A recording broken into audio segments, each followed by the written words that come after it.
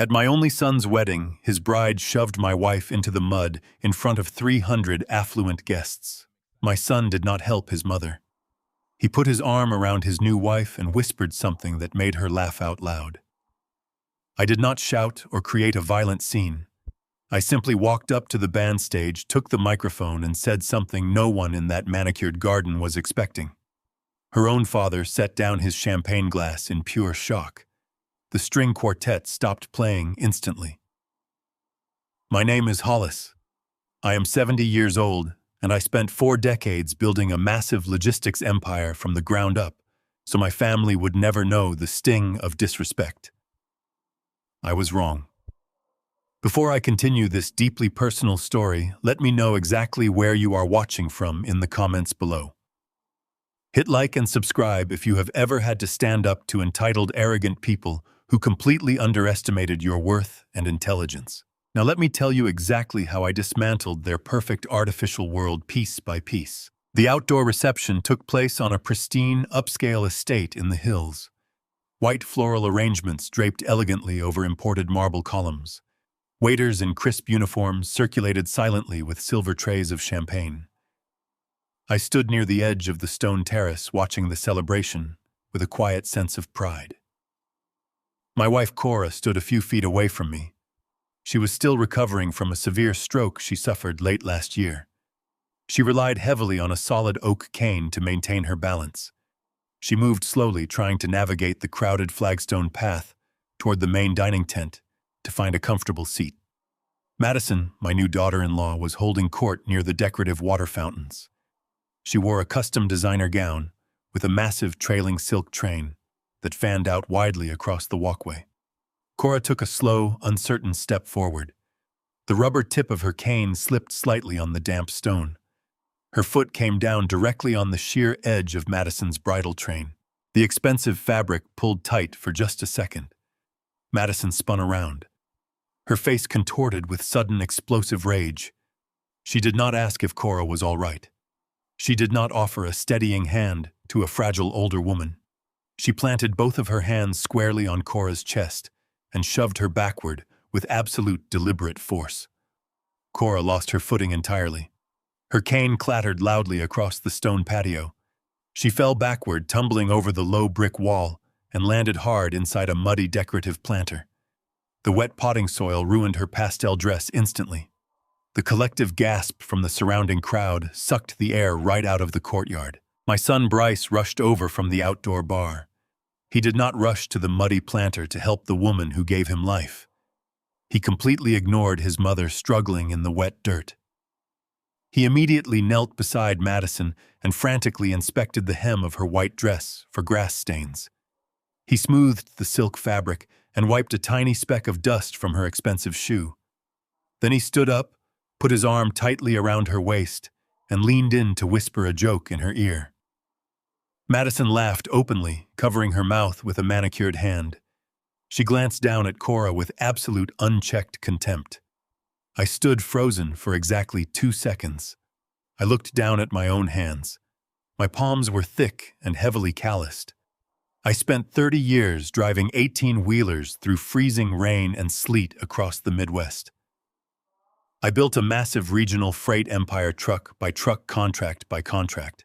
I broke my back and bled for my business so Bryce would never have to lift anything heavier than a silver pen in a climate-controlled boardroom. I paid for his Ivy League degrees and handed him the world on a silver platter. I thought I was protecting him from the harsh realities of the world I grew up in. I wanted him to be a gentleman. Instead, my money had insulated him from basic human decency. He was looking at his own mother like she was a piece of trash that had blown onto his immaculate lawn. The pure disrespect was a physical blow to my chest. I did not yell. I did not throw a punch or cause a physical scene that would give them an excuse to play the victim. I walked forward with measured, heavy steps. The wealthy guests parted for me like the Red Sea. I reached the planter and gently pulled Cora from the thick mud. She was trembling violently. Her beautiful pastel dress was completely ruined, and her left wrist looked slightly swollen from the impact of the fall. I retrieved a clean white handkerchief from my tailored suit pocket and carefully wiped the wet dirt from her cheek. I picked up her solid oak cane and placed it firmly back into her trembling hand. I made sure she was stable and uninjured before I turned my attention to the rest of the reception. The silence in my chest was absolute. It was the terrifying cold quiet that comes right before a devastating storm. I looked directly at Bryce and Madison. They were still smiling, but their smiles began to waver under the immense weight of my stare. They fully expected me to yell. They expected a loud, angry confrontation they could easily dismiss to their friends as the irrational ramblings of an emotional old man. I gave them nothing. I guided Cora to a nearby wrought iron bench and told her to wait for me for just 1 minute. Then I turned and walked purposefully toward the band stage at the far end of the courtyard. The string quartet was still playing a soft classical melody, desperately trying to cover the awkward tension in the air. I stepped up onto the wooden platform. The musicians looked at me in sheer confusion. I gestured firmly for them to stop playing. The cellist lowered his bow immediately. The entire estate fell dead silent. I reached out and took the heavy microphone from the brass stand. The sharp screech of audio feedback echoed across the manicured lawns. Every single pair of eyes in that place was locked directly on me. Gregory Madison's pretentious father stood near the swan ice sculpture, holding his crystal champagne glass. He looked mildly annoyed by the interruption. He had absolutely no idea what was about to hit his family. I held the microphone close and spoke with a calm, resonant authority that carried perfectly to the very back of the estate. I announced clearly to the 300 guests that all financial support from the Freeman family, trust to the newlyweds, was terminated immediately. I stated that not another single dime of my hard-earned money would ever flow into their bank accounts. I informed the crowd that the lavish wedding they were attending was the absolute last free ride Bryce and Madison would ever experience. The collective shock in the courtyard was palpable. Gregory dropped his expensive crystal glass. It shattered loudly against the stone tiles. Bryce's jaw went entirely slack. The arrogant smirk vanished from Madison's face, instantly replaced by pure, unadulterated financial panic. I did not wait for their empty rebuttals. I dropped the microphone onto the wooden stage. The heavy thud signaled the definitive end of their privileged existence. I walked back to Cora, gently took her arm and escorted her straight out of the iron gates to my truck. I needed to get her to a hospital to thoroughly check her swollen wrist. I started the heavy engine and pulled onto the main highway, leaving the ruined reception behind. We had not even driven 2 miles before my cellular phone began ringing incessantly. It was Bryce. He was not calling to ask if his mother was in pain or needed a doctor. He was not calling to apologize for his new wife's violent behavior.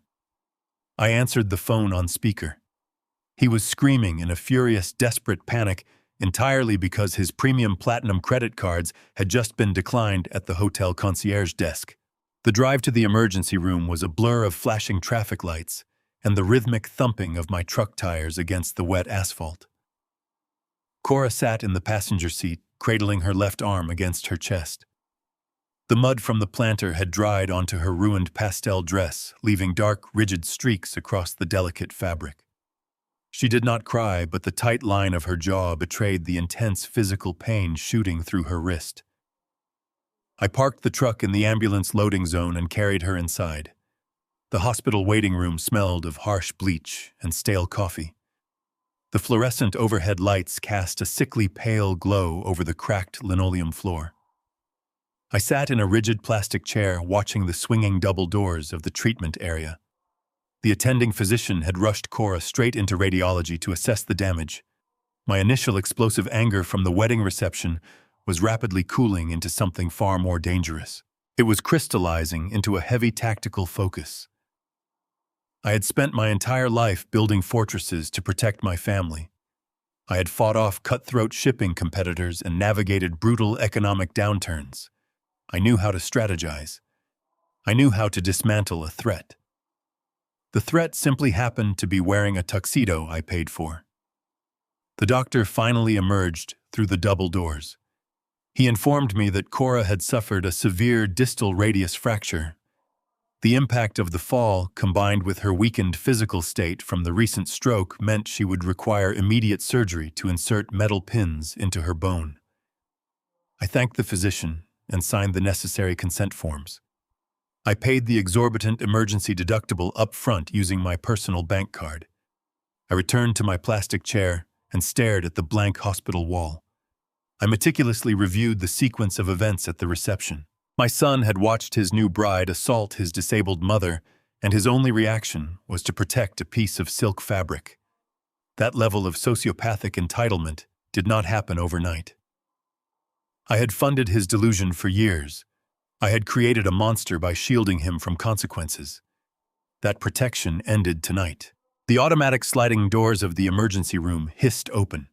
Bryce stormed into the waiting area. His custom-tailored wedding tuxedo was completely spotless, without a single speck of dirt from the courtyard. He arrived entirely alone. Madison was nowhere to be seen. He marched directly toward my chair with a look of frantic indignation painted across his face. He did not ask to see the attending physician. He did not ask if his mother was resting, or if she was in severe pain. He leaned over me and pointed an accusing finger at my face. He demanded I immediately return to the estate and publicly retract the statement I made on the microphone. He claimed I was destroying his social reputation.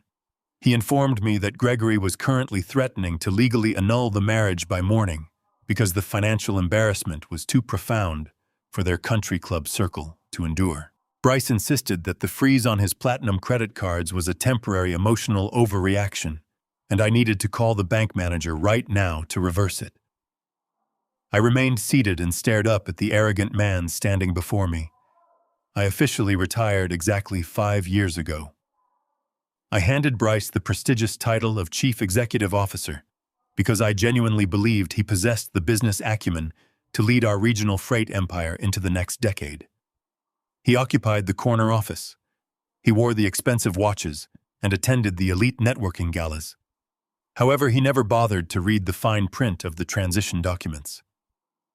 I gave him the operational title, but I never relinquished my position as the absolute majority shareholder of the holding trust. I retained the ultimate veto power over every single corporate asset. I calmly explained to Bryce that the financial freeze was permanent. I told him he would have to learn how to finance his own luxury lifestyle using his actual executive salary. Bryce lost whatever tiny fraction of composure he had left. His face flushed a deep, angry red. He paced aggressively across the waiting room floor, running his hands through his perfectly styled hair. He raised his voice, causing a nearby security guard to step forward. Bryce sneered and told me my threats meant absolutely nothing. He claimed my outdated concept of financial control was pathetic and irrelevant. He screamed that he did not need my charity or my trust fund anymore. In his blind rage, he made a catastrophic verbal slip. He proudly announced that he had already secured a massive $7 million corporate loan against our primary logistics warehouses on the east side of the city. He bragged that the funds had cleared the bank 3 days ago, and the money was currently sitting in a private offshore account he controlled with Madison. He laughed a sharp, cruel laugh, stating that he had outsmarted me in my own game.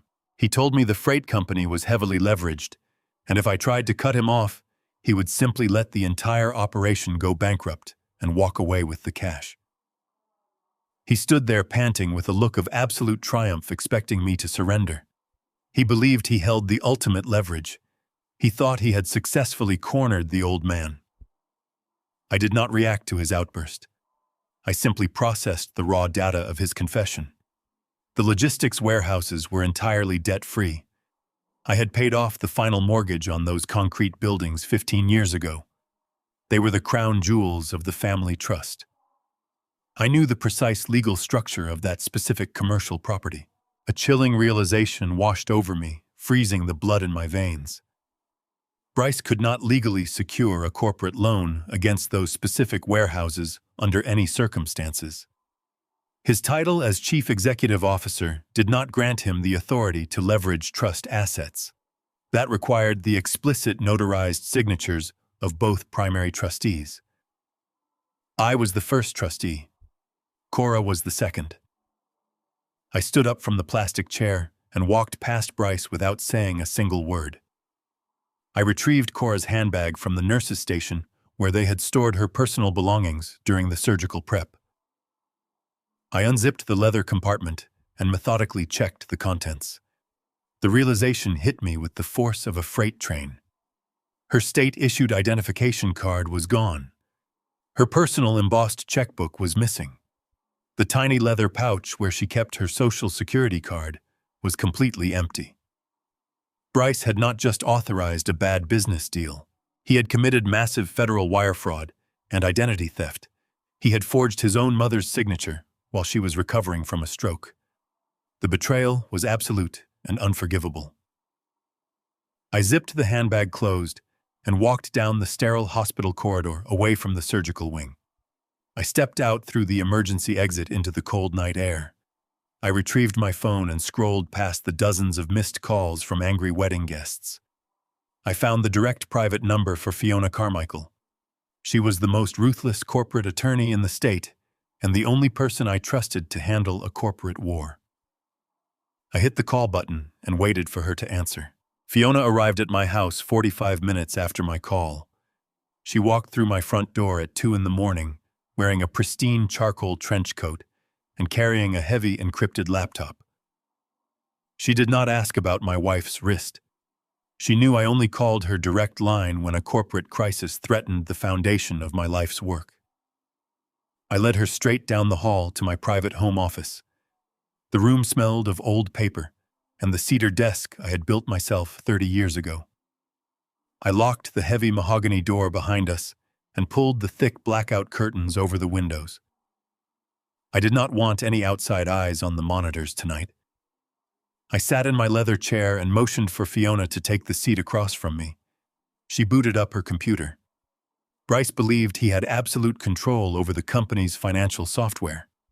He thought his title as Chief Executive Officer granted him an impenetrable digital fortress. He severely underestimated the man who laid the physical bricks of that very building. When I stepped down from daily operations, I had my private network architect install a parallel shadow ledger. It was a completely invisible mirroring system that recorded every single digital transaction, wire transfer, and payroll adjustment running through the main server. Bryce could manipulate the public books all he wanted for the quarterly board meetings, but the shadow ledger captured the raw, unfiltered truth of the company's financial heartbeat. Fiona typed a string of complex decryption passwords into her terminal. The screen flashed blue, then illuminated my dark office with rows and columns of cascading data. We bypassed Bryce's carefully constructed firewalls in a matter of seconds. I leaned forward, resting my calloused hands on the edge of the cedar desk. The glowing numbers reflected in Fiona's sharp, dark eyes. We began to trace the exact path of the multi-million-dollar loan Bryce had bragged about in the hospital waiting room. The initial scan immediately triggered a massive alert protocol I had established years ago for any unauthorized leverage against the core commercial warehouses. Fiona stopped typing. The silence in the room deepened. She looked up from the screen and met my gaze directly. The raw data laid bare a scheme far more extensive and sinister than a single impulsive bank loan. The shadow ledgers revealed a systematic bloodletting of my freight empire. Bryce had not just made a solitary, reckless financial decision. He had been aggressively embezzling corporate operating funds for the past 24 months. Fiona isolated a series of shell accounts masked as independent shipping vendors.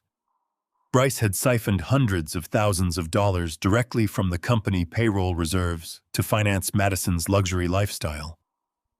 I stared at the itemized expenditures lighting up the monitor. He had used my truck driver's pension contributions to purchase imported sports cars, fund month-long excursions to private Caribbean islands, and buy diamonds for a woman who shoved his disabled mother into the mud. But the bleeding did not stop with Madison's vanity. Fiona highlighted a massive secondary drain. Bryce had funneled nearly $800,000 into a failing commercial construction firm. I immediately recognized the business registration. It belonged entirely to Gregory Madison's pretentious father. Gregory was secretly drowning in massive corporate debt. He projected the image of a wealthy country club aristocrat while actively leeching off the sweat of my laborers. Bryce had willingly handed over the keys to my vault to buy his way into a fraudulent, bankrupt family. A cold knot of absolute disgust tightened in my stomach. I purchased this very house with solid cash 3 decades ago. I worked grueling night shifts loading freight pallets to ensure I never owed a bank a single dime. I built my life on the absolute principle that debt is a chain around a man's neck. I taught Bryce that relying on fraudulent credit destroys your independence and strips you of your dignity. Viewing his staggering reliance on stolen money and invisible credit lines felt like the ultimate betrayal of our family's core values. He had traded the unyielding iron of our legacy for cheap, fragile plastic. He had compromised the livelihoods of 400 dedicated employees just to impress a father-in-law who could not even keep his own business afloat. I watched the red numbers scroll across the screen, tracking the systematic dismantling of everything I had sacrificed my youth to build. Bryce believed his suit and his title made him untouchable. He failed to understand that the shadow ledgers left a digital fingerprint on every stolen dollar. Fiona tapped a manicured finger against the edge of the keyboard to bring up the primary loan documentation. The $2 million collateral note Bryce had secured against my East Side logistics warehouses appeared in stark high definition. Fiona enlarged the final signature page. The document required the explicit authorization of the primary trust holders. My signature was perfectly forged on the first line. Right below it, the ink of Cora's signature stared back at me. It was a clumsy, desperate imitation of my wife's delicate handwriting. Bryce had stolen her identification from her purse at the wedding reception specifically to finalize this catastrophic transaction with a corrupt notary. Fiona leaned back in her chair and crossed her arms. Her voice was devoid of any emotion, delivering the cold, legal reality of the situation. She explained that this was no longer a simple internal corporate dispute or a private family disagreement. The loan crossed state lines and utilized federally insured banking institutions. By forging our signatures on the collateral documents and securing the massive funds through a shadow corporation, Bryce had committed massive, undeniable federal wire fraud. Fiona stated clearly that the evidence sitting on the screen was absolutely watertight. The digital footprint confirmed his exact IP address, matched the transfer authorizations perfectly. She looked me dead in the eye and delivered the ultimate ultimatum. If I instructed her to report this specific forgery to the banking authorities. In the morning, the federal prosecutors would bypass the local police entirely. Bryce would not receive a slap on the wrist or a simple financial fine. He would face an immediate federal indictment, resulting in a mandatory minimum sentence of 10 to 15 years in a federal penitentiary. The sheer gravity of her words hung heavy in the quiet office. Sending my only son to federal prison was a permanent, devastating maneuver. Once I handed those files to the authorities, I could never pull them back. The state would take full control of his prosecution, and his life as a wealthy executive would be permanently eradicated. I stared at the forged signature of my wife. I pictured Cora lying in the hospital clutching her fractured wrist in silent agony while her son authorized the theft of her future. The choice was incredibly brutal, but the betrayal was absolute. I closed my eyes for a fraction of a second. I locked away the memories of a little boy learning to ride his bicycle in the driveway. I sealed away the pride I felt watching him graduate from his university. That boy was gone. The man who replaced him was a treacherous liability who intended to strip his disabled mother of her home. I opened my eyes and looked at Fiona.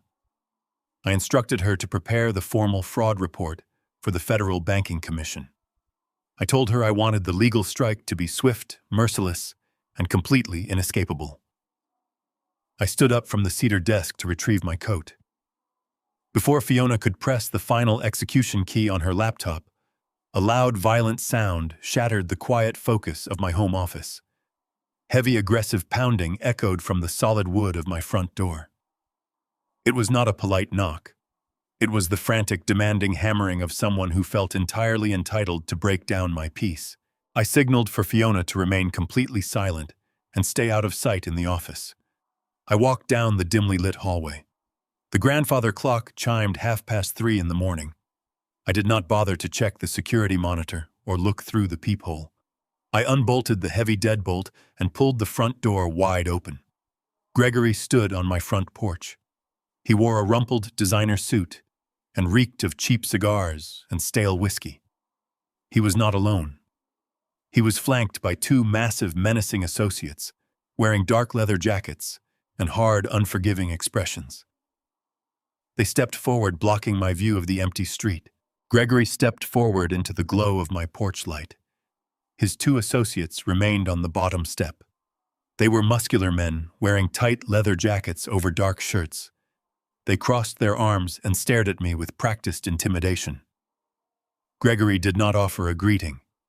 He bypassed any pretense of country club manners and immediately pointed a finger at my chest. He demanded that I reopen the corporate accounts and reinstate Bryce and Madison to the family trust by 9 o'clock the next morning. If I refused, he promised to completely dismantle the freight empire I had spent 40 years building. Gregory boasted about his deep political connections within the city council and the municipal zoning board. He claimed he had city inspectors and transportation officials in his back pocket. He threatened to have my logistics warehouses flagged for phantom structural violations. He stated he would personally ensure that my trucking fleet lost their municipal freight routes through a series of sudden, unannounced safety audits. He painted a very clear picture of total operational paralysis. He told me he could bleed my company dry in a matter of weeks by drowning my trucks in bureaucratic red tape. Gregory leaned closer. The smell of expensive bourbon and stale cigar smoke rolled off his breath. He warned me that if the money stopped flowing to his daughter, my entire legacy would be reduced to ash. He wanted me to believe he held the power to crush my business with a single phone call to his political friends. He spoke with the absolute certainty of a man who was used to bullying his way out of inconvenient situations. He expected me to panic. He expected me to negotiate or beg for a compromise to protect my life's work. I kept my hands relaxed at my sides. I did not blink, and I did not step back into the foyer. I simply let him talk. I let him lay out his entire strategy right there on my front porch. He thought he was backing me into an inescapable corner. He had no idea he was giving me the exact blueprint of his own desperation. My continued silence deeply unsettled Gregory. His face flushed an angry crimson. When his operational threats failed to provoke a reaction, he immediately resorted to personal insults. He looked at my faded jeans and simple cotton shirt with absolute disgust. He called me a glorified truck driver who had stumbled into a lucky streak. He stated that I did not understand how high society operated or how real power was wielded in this city. He claimed that people from my background never knew how to handle true wealth, and that I should be grateful a woman of Madison's pedigree had deigned to marry into my family. He told me I was out of my league trying to play hardball with established generational money.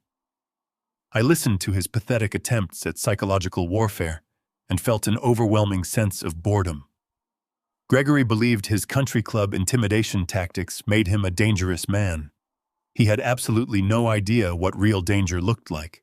He did not know that in the mid-1980s I ran freight routes through the most volatile shipping docks on the eastern seaboard. I had negotiated face-to-face with ruthless syndicate bosses and violent mobsters who controlled the shipping lanes with actual blood and iron. I had guns pulled on me over cargo disputes in freezing warehouse parking lots. I had stared down men who would sink an 18-wheeler in the harbor just to send a message.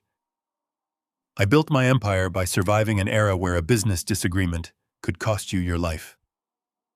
Gregory was just a weak, desperate man wearing a tailored suit, trying to act tough behind two rented bodyguards. His threats were a hollow echo compared to the brutal reality I had conquered to build the Freeman Logistics Network. He was attempting to intimidate a man who had forged his spine in a furnace Gregory could not even begin to comprehend. His insults about my blue-collar roots only confirmed his utter ignorance. He thought calling me a truck driver was a profound insult. He did not realize it was the exact source of my unyielding strength. Gregory finally ran out of breath. He stood on my welcome mat, panting slightly, waiting for my submission. He gestured to his two heavy-set associates, signaling them to step closer to the doorframe to amplify the physical threat. I maintained my absolute unwavering silence. I did not raise my voice to defend my pride. I did not engage with his insults. I simply stepped aside and opened the heavy mahogany door a few inches wider. Fiona Carmichael stepped out from the dark shadows of the hallway and moved into the yellow glow of the porch light. Gregory flinched. He clearly recognized her. Anyone who operated a major business in this state knew exactly who Fiona Carmichael was. She was the most ruthless corporate attorney in the region, known for dismantling hostile takeovers with surgical precision. Fiona did not say a word of greeting. She moved with a cold, calculated efficiency. She was holding a crisp, freshly printed legal document, neatly bound in a blue folder. She walked right past me and stopped inches away from Gregory. His two hired associates instinctively tensed, but Fiona completely ignored them. She looked at Gregory with the detached, analytical expression of a scientist examining a dying insect. She extended her arm and pressed the thick folder firmly against Gregory's chest. He reflexively brought his hands up to grab it. Fiona did not wait for him to read the cover page. She explained that while he was busy planning his daughter's lavish wedding and trying to intimidate my family, she had been conducting a forensic audit of his construction firm's liabilities. She told him that true power does not require rented muscle on a front porch. True power requires capital and leverage. She informed him that his attempts to leverage the city council against my freight routes were completely irrelevant. She stated that he no longer had the financial standing or the political capital to threaten anyone in this city.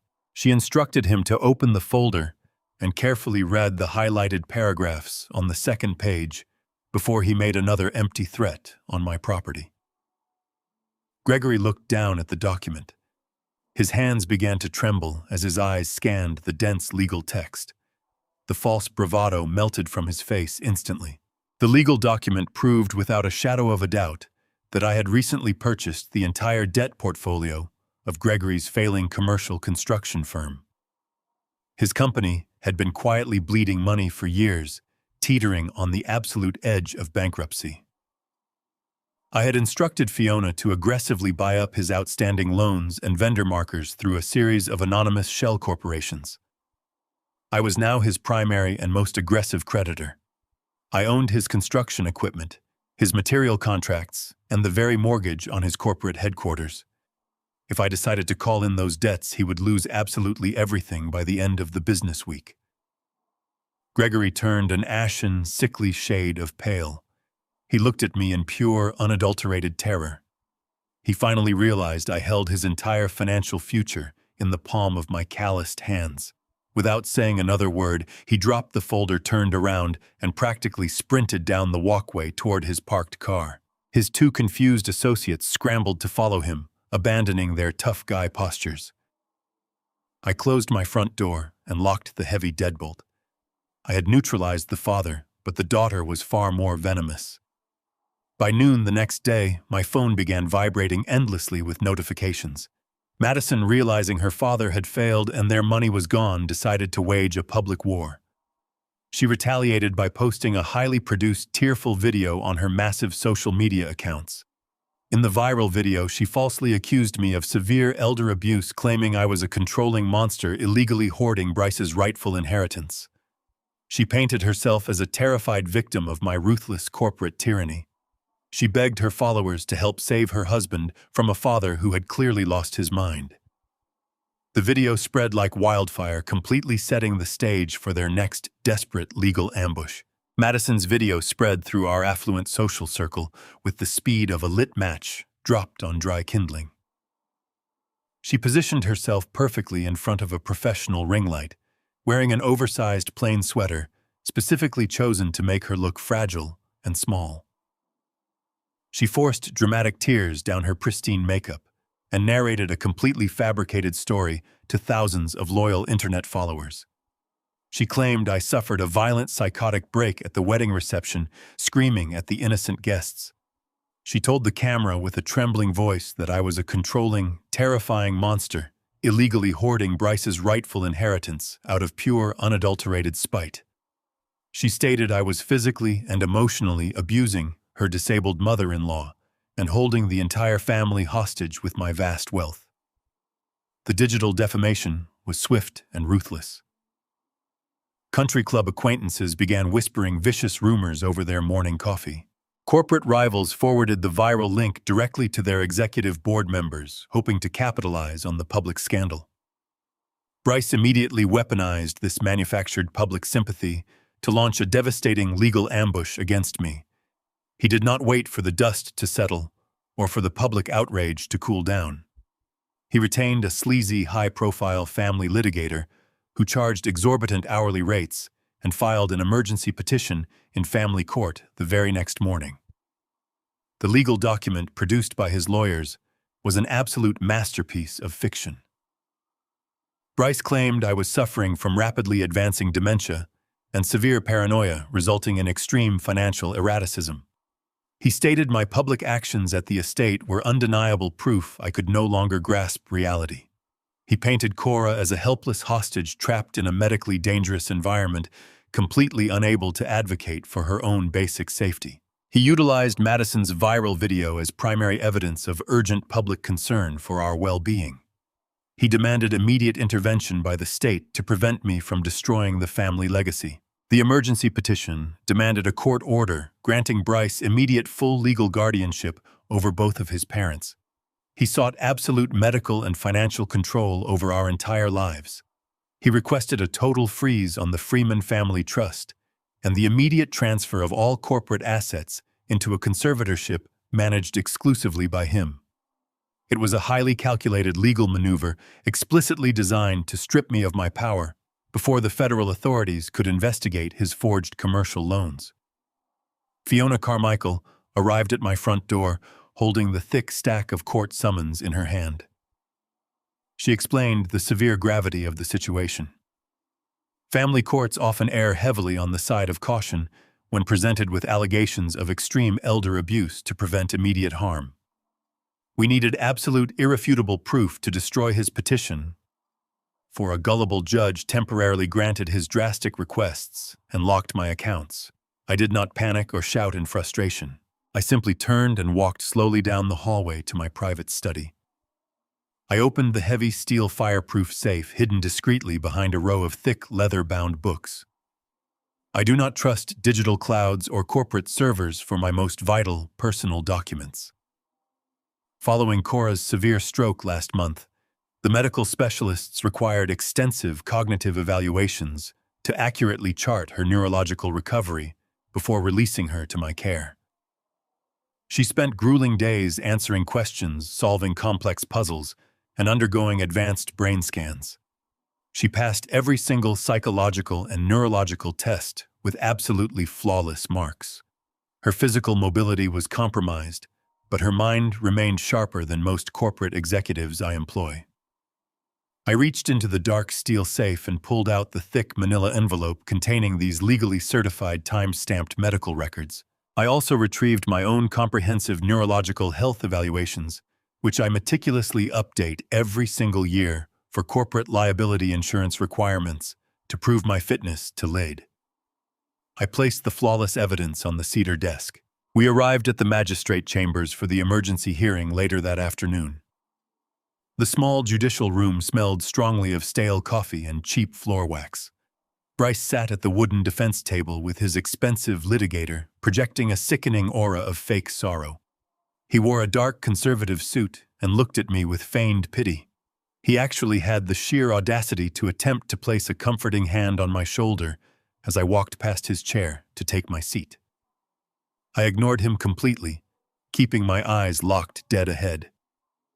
The magistrate entered the room and began to read Bryce's baseless claims regarding my supposed dementia and Cora's alleged captivity out loud for the court record. Fiona stepped forward to the wooden podium. She did not argue or raise her voice to match the emotional drama of the opposing counsel. She systematically dismantled their entire fabricated narrative in less than 3 minutes. She handed the magistrate the certified medical evaluations directly from my fireproof safe. She calmly highlighted the specific dates from just 3 weeks ago, proving Cora is entirely autonomous and cognitively perfect. She then presented my own pristine neurological health records, demonstrating my absolute mental clarity and competence. The magistrate read the thick stack of authentic medical documents in total silence. He looked over his reading glasses at Bryce standing across the room. The judge's face hardened into pure judicial fury. He realized instantly that the entire petition was a malicious lie designed solely to steal corporate assets under the guise of familial concern. He scolded Bryce aggressively for weaponizing the family court system and deliberately wasting state resources. He slammed his wooden gavel down hard against the desk and dismissed the emergency guardianship petition entirely with extreme prejudice, leaving Bryce with absolutely no legal recourse. Bryce stood in the courthouse hallway, looking completely humiliated and exposed. His desperate legal shortcut had failed spectacularly in front of the judge. He realized the legal system would never hand him the keys to my logistics empire based on a viral video and a stack of carefully constructed lies. The facade of the concerned, grieving son vanished instantly from his face. His expression twisted into a rigid mask of pure, desperate rage. He knew the massive federal wire fraud investigation regarding the forged warehouse loans was looming directly over his head like a sharpened guillotine. He desperately needed physical control of the company servers to erase the shadow ledgers before Fiona could hand the digital evidence over to the federal banking authorities. He pulled his cellular phone from his tailored pocket and made a rapid, aggressive call, pacing back and forth across the marble floor.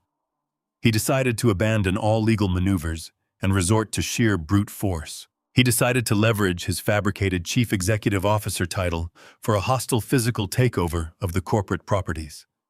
He immediately dispatched a heavily armed private security firm to our main municipal logistics headquarters. He ordered the private contractors to change every electronic access code, secure the primary server rooms, and physically lock me out of the very company I built from nothing. I pulled my heavy truck into the reserved parking space directly in front of the Freeman Logistics corporate headquarters early the next morning. The morning air was crisp and smelled faintly of diesel exhaust and damp asphalt. I stepped out and walked toward the expansive glass entrance doors, expecting the usual chaotic rhythm of dispatchers and warehouse managers coordinating the daily routes. Instead, I found 2 massive armed private security contractors blocking the main entrance. They wore tactical vests over dark uniforms and stood with their arms crossed over their chests. Their hands rested entirely too close to their holstered sidearms. I approached the glass and reached for the heavy chrome door handle. The guard on the left immediately stepped forward and physically blocked my path with his massive shoulder. He informed me in a flat, mechanical voice that I was permanently barred from entering the premises. I looked past his thick shoulder and saw Bryce standing safely inside the climate-controlled lobby. My son wore a sharp, tailored suit, and a smug, arrogant smile stretched across his face. He held a sleek tablet in one hand and casually sipped coffee from a porcelain cup. He stepped closer to the glass partition, but kept a safe distance from the doors. He raised his voice so it carried clearly through the thick glass to the pavement where I stood. Bryce loudly declared to the gathering crowd of administrative clerks and dispatchers that the board of directors held an emergency morning vote. He announced with absolute triumph that they had officially voted to strip me of my remaining operational authority and permanently remove me from the company grounds. He claimed my actions at the wedding reception and the subsequent court battle proved I was mentally unstable and a direct liability to the corporate future. He looked at me with pure, unchecked malice, believing he had finally secured his stolen throne. He thought that placing 2 hired guns between us made him a powerful executive. I did not argue with the guards. I did not pound my fists against the tempered glass or demand entry. I simply stood on the concrete sidewalk and looked at my son with absolute silent clarity. He had mistaken a boardroom maneuver for actual power. He fundamentally misunderstood the very foundation of the empire he was trying to steal. Bryce turned his back on me and addressed the growing crowd of employees spilling out of the warehouse corridors into the main lobby. He projected his voice with the polished, artificial cadence of a politician running for office. He announced to the mechanics dispatchers and shift supervisors that the sudden influx of millions of dollars into the corporate accounts was not a fraud. He boldly lied, stating the money was a legitimate international venture capital investment he had brilliantly secured to aggressively modernize our aging trucking fleet. He promised sweeping upgrades, automated sorting systems, and brand-new climate-controlled break rooms. He painted a grand illusion of corporate progress funded by his imaginary financial genius. He expected the workforce to erupt into applause and instantly accept his hostile takeover as a necessary step into a profitable future. I watched the faces of the men and women listening to his speech. I spent 30 grueling years building this company from a single rusted delivery van into a regional powerhouse. I personally vetted, trained, and hired every single warehouse worker, forklift operator, and long-haul truck driver on that payroll. I stood beside them in the sweltering heat, fixing broken axles and unloading heavy freight pallets when deadlines were tight. I knew the names of their spouses, and I helped pay for their children's college tuitions. I knew that the true, unbreakable foundation of Freeman Logistics was not the polished mahogany boardroom table or the useless executives sitting around it. The actual lifeblood of the operation was the blue-collar workforce moving the steel and rubber out on the asphalt. Bryce looked at the mechanics in their grease-stained coveralls with thinly veiled disgust. He viewed them as expendable numbers on a spreadsheet, while he celebrated his stolen offshore cash. He honestly believed a crisp suit and a few empty promises about corporate modernization would buy their absolute loyalty. The workers did not cheer. They did not clap or nod in agreement.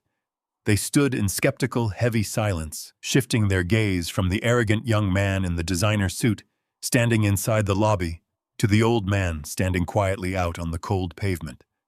Bryce's smile faltered slightly under the weight of their cold stares. He cleared his throat and loudly ordered everyone to return to their stations and resume the morning loading schedules immediately. I reached into the inner pocket of my heavy jacket and retrieved my cellular phone. I did not break eye contact with Bryce as I dialed a direct number I had known entirely by heart for over 2 decades. The call connected instantly to Marcus Vance, the chief representative of the Regional Freight and Logistics Union.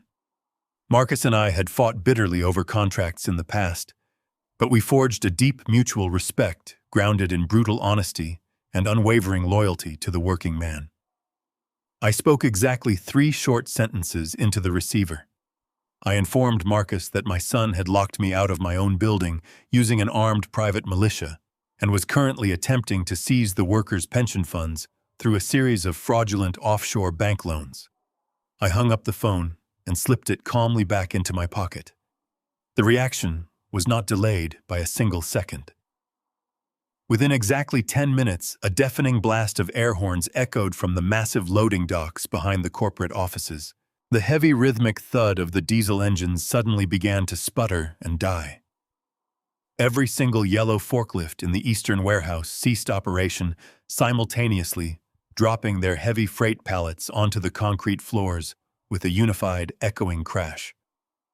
Out on the interstate highways, dozens of our long-haul truck drivers received the immediate encrypted union dispatch. They safely pulled their massive 18-wheelers onto the highway, shoulders shifted into neutral, and permanently turned off their ignitions. The mechanics dropped their heavy steel wrenches onto the shop floors and walked out of the service bays, wiping the thick grease from their hands. The dispatchers pulled their headsets off and walked away from the glowing routing monitors. The entire Freeman Logistics workforce executed an absolute instantaneous strike in direct unified protest of Bryce's illegitimate leadership. The massive, bustling heart of the regional supply chain ground to a terrifying, completely silent halt. Bryce stood completely frozen in the center of the polished lobby. The color rapidly drained from his face as he watched hundreds of his employees fold their arms and refuse to move another inch of freight. He barked frantic orders at the shift managers demanding they get the trucks rolling, but his desperate commands echoed uselessly against the deafening silence of a paralyzed company. Bryce's cellular phone began to vibrate violently in his hand. The group of wealthy foreign venture capitalists he had desperately courted to replace the frozen family trust funds were monitoring the regional logistics feeds. They instantly saw the sudden catastrophic operational paralysis suffocating the entire eastern seaboard delivery routes. Wealthy investors absolutely despise sudden instability, and they instantly abhor a chief executive who clearly cannot control his own blue-collar workforce. They panicked at the sight of the total unyielding supply chain gridlock and immediately withdrew their massive financial commitments. The rapid digital alerts flashing across Bryce's glowing screen confirmed his complete and utter financial ruin. His massive, fraudulent gamble had instantly evaporated into thin air. He stood entirely alone in the center of his own polished lobby, thoroughly humiliated in front of the very mechanics and dispatchers he had just tried to manipulate. The armed private security guards exchanged nervous glances, realizing the arrogant man paying their expensive daily invoices suddenly lacked the liquid funds to cover their current checks. Bryce could not maintain eye contact with a single worker standing on that floor. He lowered his head, turned his back on the silent, unforgiving crowd, and fled through the rear executive exit doors. He practically sprinted across the private asphalt toward his sleek imported sports car, desperate to escape the crushing reality of his total public failure. He desperately needed a safe haven to lick his deep wounds and formulate a new strategy to avoid the impending federal banking indictments. He immediately retreated toward his expansive luxury downtown condominium, seeking the familiar comforting isolation of his expensive leather furniture and panoramic city views. He drove away completely unaware of one absolute fatal detail. I held the sole legal deed to that multi-million-dollar glass tower property secured tightly inside my heavy coat pocket. Bryce fled the industrial district in a blind panic and picked up his new bride. They sped through the city streets toward the affluent downtown district seeking immediate refuge. Their luxury penthouse condominium occupied the entire top floor of a high-security glass tower overlooking the river. It was a fortress of marble and steel, where Bryce believed he was completely untouchable. He parked his imported sports car in the private underground garage with his tires screeching against the painted concrete. He and Madison practically ran to the private express elevator. They were desperate to lock the reinforced doors behind them and formulate a new strategy to survive the impending federal banking investigation. The elevator doors opened with a soft chime revealing the expansive private foyer of their penthouse. Bryce reached into his tailored suit jacket and pulled out his heavy electronic keycard. He swiped the black plastic across the biometric scanner mounted next to the double mahogany doors. He expected the familiar green light and the heavy click of the deadbolts releasing. Instead, the scanner emitted a sharp, abrasive buzz. The LED indicator flashed a bright, angry red. Bryce frowned and swiped the card a second time. The machine flashed red again, permanently denying him entry. He shoved the card against the reader repeatedly, his frustration mounting into a frantic physical desperation. Madison pushed past him with an annoyed sigh and slapped her own gold-trimmed access card against the sensor. The machine glowed red and emitted a loud, sustained tone indicating a permanent security lockout. Bryce grabbed the heavy brass handle and pulled with all his remaining strength, but the door remained completely immovable. A shadow shifted at the far end of the long hallway. The overhead recessed lighting illuminated my dark, tailored suit. I stepped out from the alcove, walking with a slow, deliberate cadence across the thick carpet. I was not alone. 4 massive building security guards flanked me, wearing dark uniforms and carrying heavy tactical radios. They fanned out across the hallway, creating an impenetrable human barricade between my son and his stolen sanctuary. Bryce dropped his deactivated keycard onto the floor. The color drained from his face as he stared at the men blocking his home. I stood perfectly still with my hands clasped in front of me, projecting absolute unwavering authority. The fortress he thought would protect him had already been breached. Madison did not comprehend the severe legal reality standing in front of her. She viewed the armed security guards as a temporary inconvenience, rather than the ultimate end of her privileged lifestyle. Her face contorted into the exact same mask of ugly entitlement she had worn when she shoved my disabled wife into the mud at the wedding reception. She stepped aggressively toward the closest security officer and began screaming at the top of her lungs. She demanded immediate access to the penthouse, claiming her custom designer wardrobe and her expensive diamond jewelry were locked inside. She threatened to call the police and have the guards arrested for trespassing and theft. She shrieked that she was a prominent socialite and they were illegally holding her personal property hostage. The guards did not flinch or respond to her shrill demands. They kept their eyes locked straight ahead, completely ignoring her frantic outburst. I watched her pathetic display of materialism and felt a profound wave of disgust. She did not care about her husband standing paralyzed beside her. She only cared about her imported shoes and her velvet dresses. Bryce stepped back, pressing his shoulders against the mahogany doors. He looked at me with wide, terrified eyes. He had spent the last 3 years spinning a massive, elaborate web of lies to secure Madison's affections.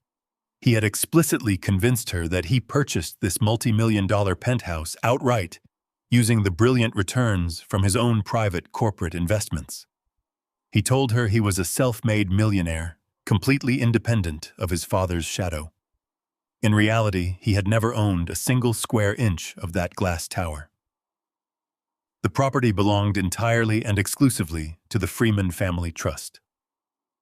I had purchased the penthouse a decade ago as a corporate asset to house visiting international logistics executives.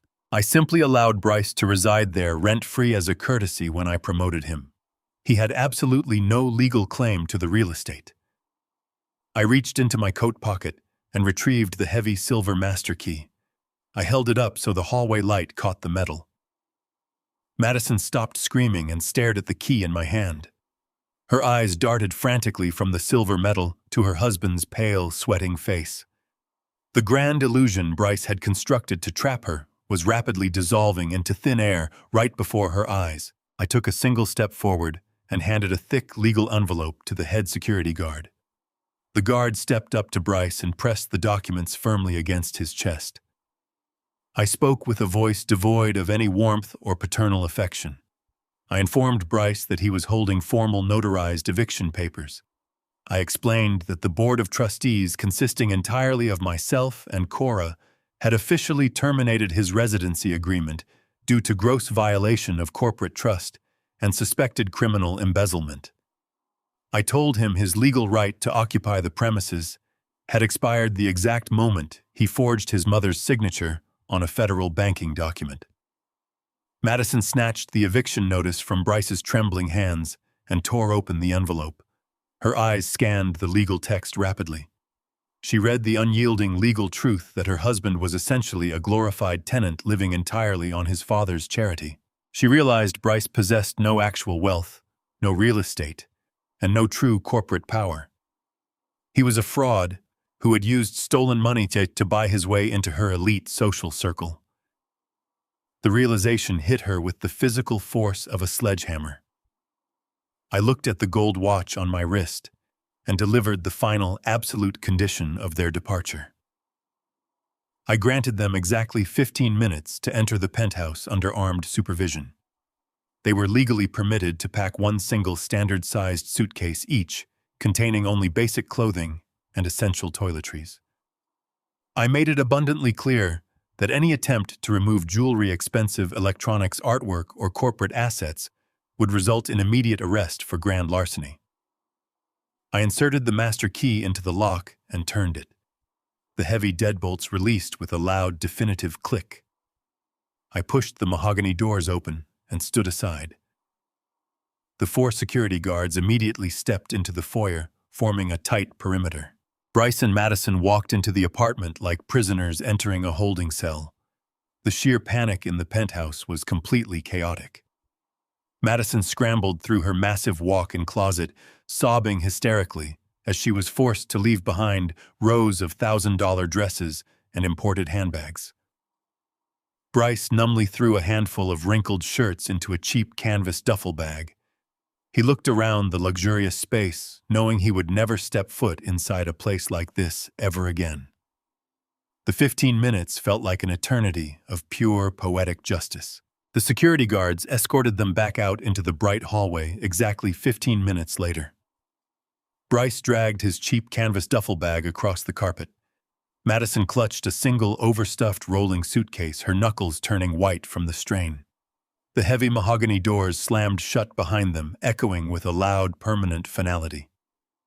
Madison let go of her suitcase and turned to face Bryce. The makeup she had carefully applied earlier that morning was completely ruined by her angry tears. She looked at the man she had married just days ago with absolute unmasked hatred. Without a single word of warning, she raised her hand and slapped Bryce fiercely across the face. The sharp crack of her palm striking his cheek rang out loudly in the quiet corridor. Bryce staggered backward, clutching his face, but he did not say a word in his own defense. He was completely broken.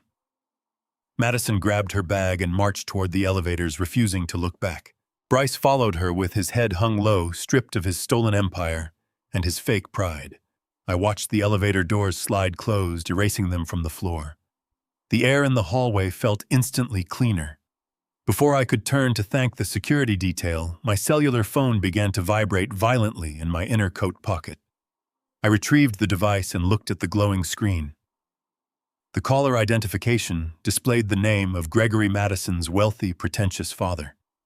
The man who had stood on my front porch just hours ago, threatening to destroy my entire logistics company, was now calling me directly. I answered the call and listened to the frantic, desperate voice on the other end of the line.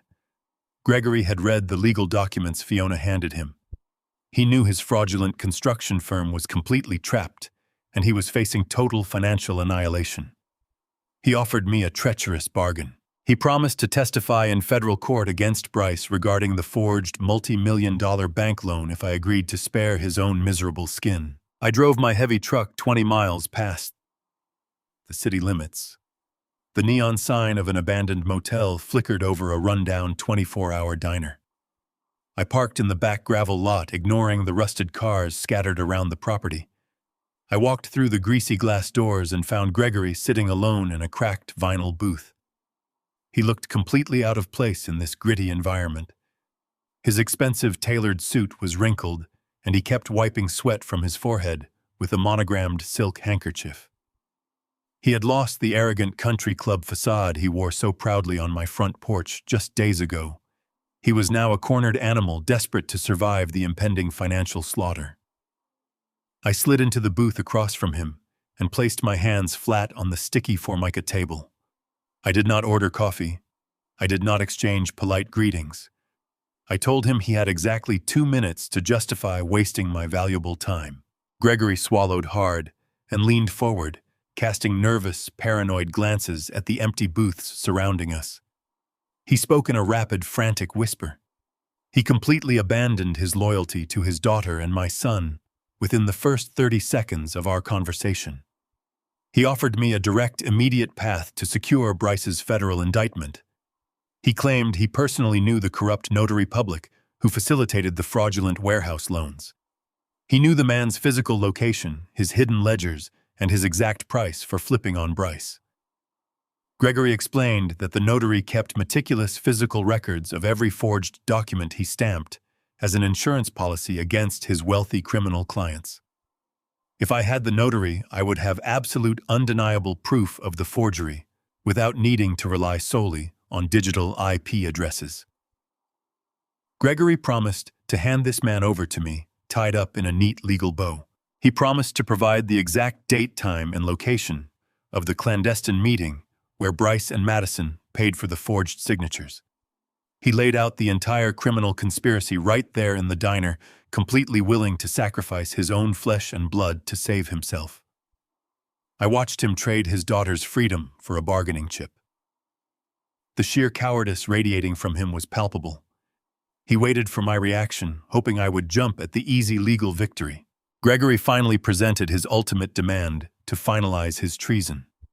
He slid a folded piece of paper across the sticky table. It was a formal contract drafted hastily by his panicked legal team. In exchange for delivering the corrupt notary and serving as a star witness for the federal prosecution, Gregory demanded I entirely forgive his massive commercial construction debts. He wanted me to sign away my legal rights as his primary creditor and permanently release him from the multi-million-dollar financial stranglehold I had established. He tried to sweeten the deal by making a sickening confession. He leaned in closer and casually admitted that the incident at the wedding reception was not a bride acting out in a moment of stress.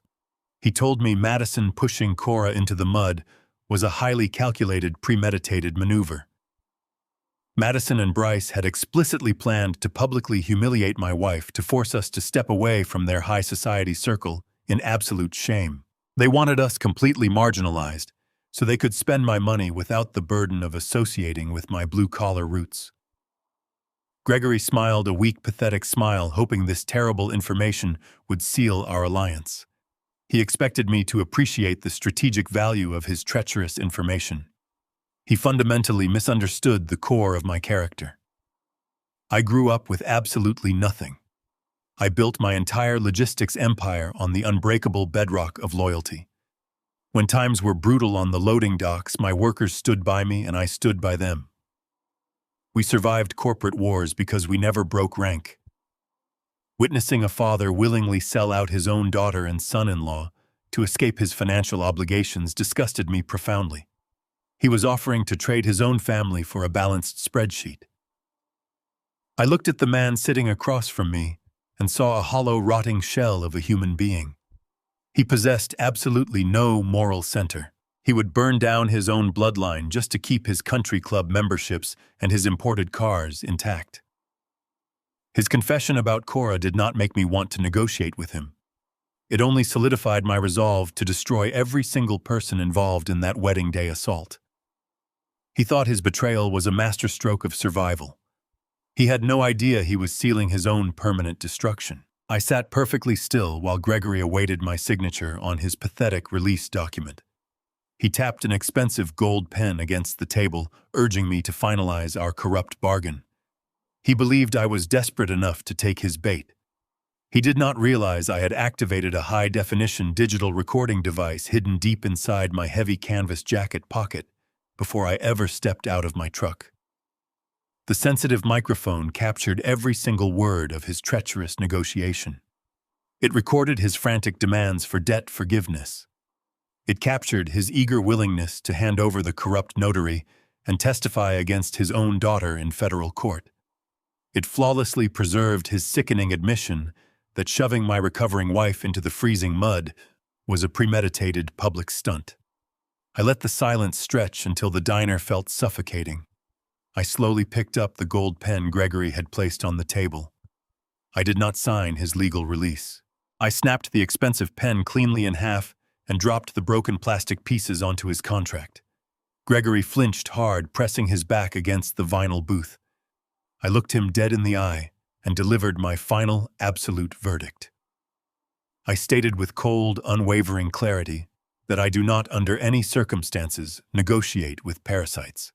I told him that an honorable man goes down with the ship he built, but a coward sells his own blood to buy a lifeboat. I informed him that I did not need his treacherous testimony to dismantle Bryce. My corporate attorney Fiona already possessed enough digital evidence from the shadow ledgers to ensure the Federal Banking Commission would execute a flawless prosecution. His corrupt notary was merely an unnecessary convenience I absolutely refused to purchase. Gregory's face lost all remaining color. He realized his master plan had entirely backfired. He had exposed his absolute lack of loyalty and gained absolutely nothing in return. I slid out of the booth and stood over him, casting a long shadow over the table. I told him to enjoy his last few days of pretend wealth, because I was officially initiating the foreclosure proceedings on his commercial construction firm the moment the sun came up. I walked out of the greasy diner, leaving him completely trapped in his own self-made disaster. I returned to the cab of my heavy truck and immediately pulled the digital recording device from my jacket pocket. I connected the small device to my encrypted phone and isolated the exact audio file containing Gregory's entire treacherous negotiation. I did not send the file to the federal authorities or to my corporate attorney. I typed in Madison's direct private cellular number. I attached the crystal-clear audio recording of her father eagerly offering to sell her out to federal prison in exchange for his own corporate debt relief. I hit send and put the truck into gear. The digital payload delivered perfectly. Madison opened the audio file inside the cheap motel room where she and Bryce were temporarily hiding after their brutal eviction from the luxury penthouse. She listened to the undeniable sound of her own father trading her freedom for a balanced ledger. The betrayal ignited a blinding, violent fury within her. She realized she was entirely surrounded by weak, desperate men who would throw her to the wolves to save themselves. Driven by pure, unadulterated rage at her father's treachery, Madison made a massive, calculated maneuver. She decided to beat them all at their own corrupt game. She waited until Bryce fell into a restless sleep. She quietly unzipped his discarded canvas duffel bag and stole his heavily encrypted master laptop. It was the exact machine containing the raw, unedited files of every single embezzlement transaction and offshore account transfer.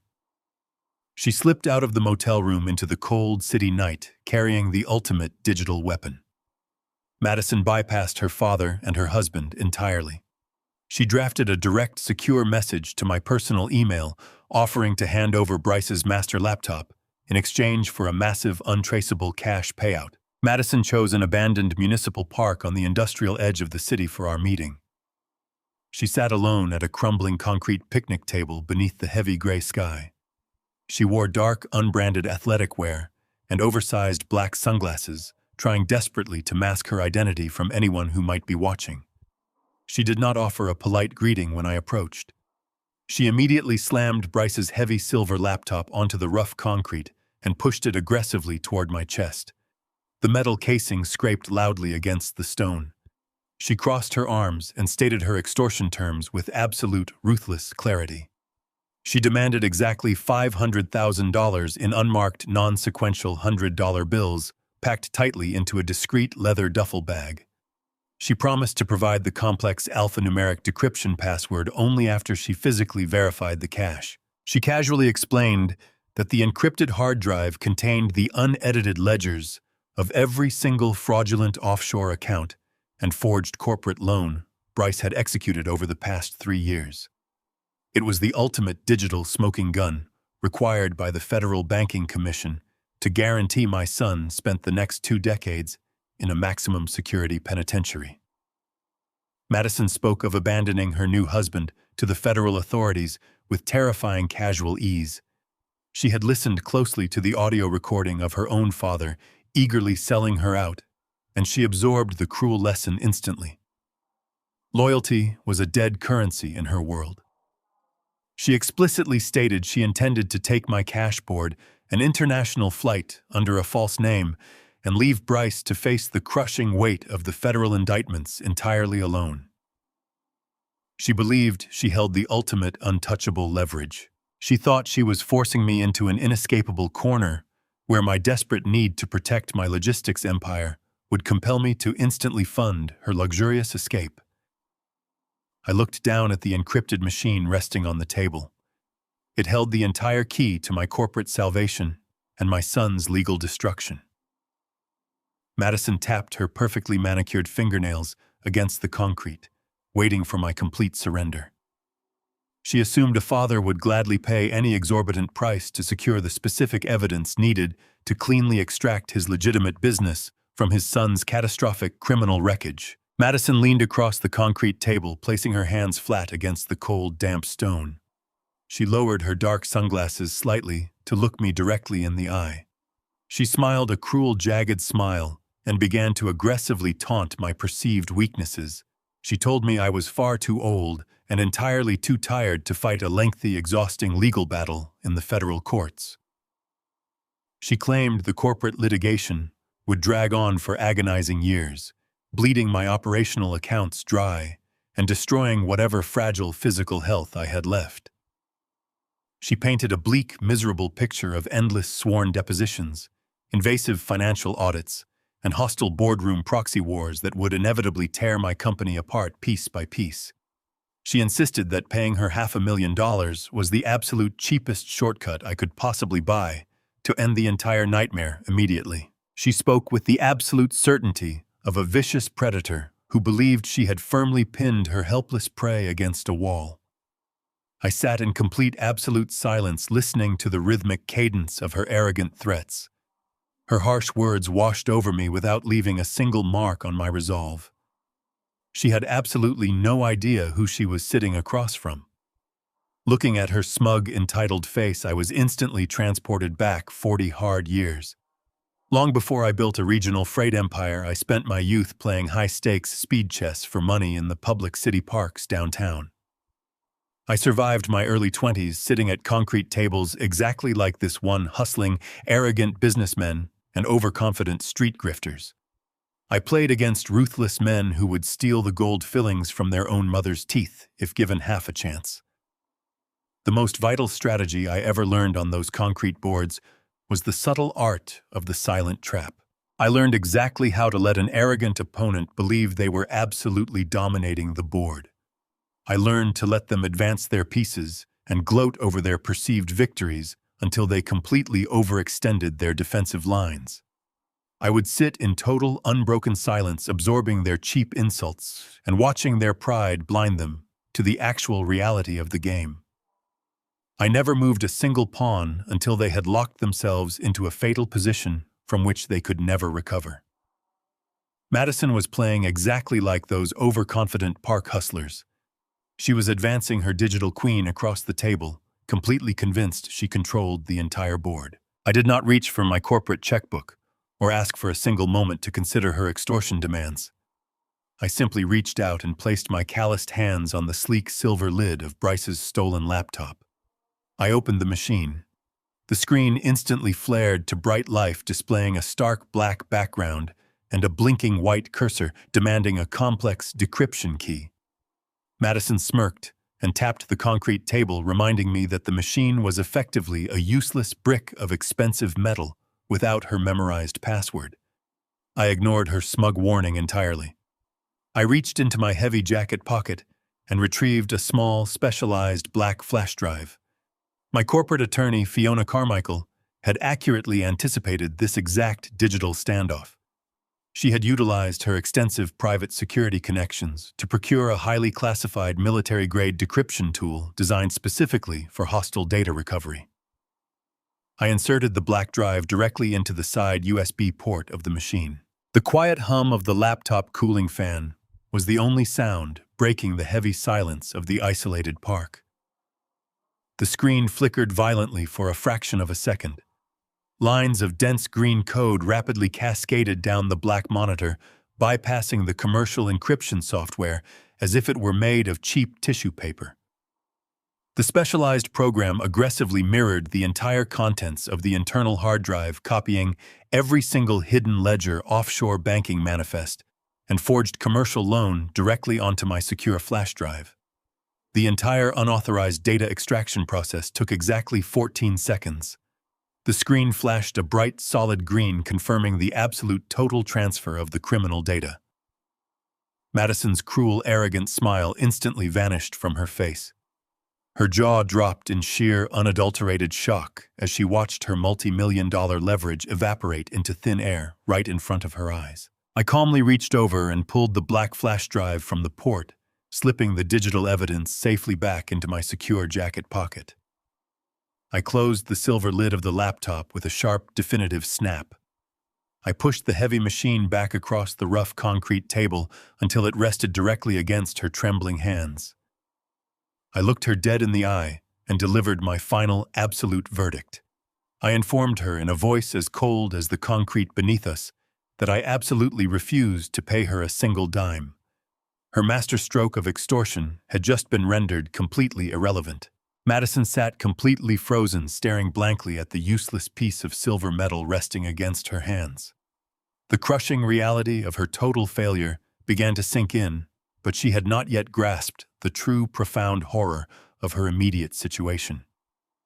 I decided to deliver the final, inescapable killing blow. I informed her that the rapidly copied hard drive contained far more than just Bryce's independent criminal actions. The raw, unedited ledgers explicitly proved that Madison was not just an innocent, naive bystander in her husband's elaborate scheme. She was a fully willing, documented co-signer on 3 of the largest fraudulent offshore accounts. Her verified digital signature was permanently attached to the massive illegal transfer of stolen corporate funds. She was entirely legally complicit in a massive federal embezzlement conspiracy. She had unknowingly handed me the exact rope required to hang her right alongside her treacherous husband. The blood drained completely from her face, leaving her skin a sickening shade of ash white. She realized the Federal Banking Commission would never view her as a manipulated victim, but as an active, aggressive conspirator facing identical mandatory federal prison sentences. Pure, blinding panic consumed her entire body. She grabbed the silver laptop, shoved it violently into her duffel bag, and practically sprinted away from the concrete table. She ran blindly through the isolated park, desperately gasping for damp air, completely consumed by the terrifying need to secure whatever liquid cash she could find to fund an immediate international escape. She bolted into her parked vehicle and sped erratically out of the gravel lot, spinning her tires in the dirt. Her mind was racing so fast, she completely failed to check her rearview mirror.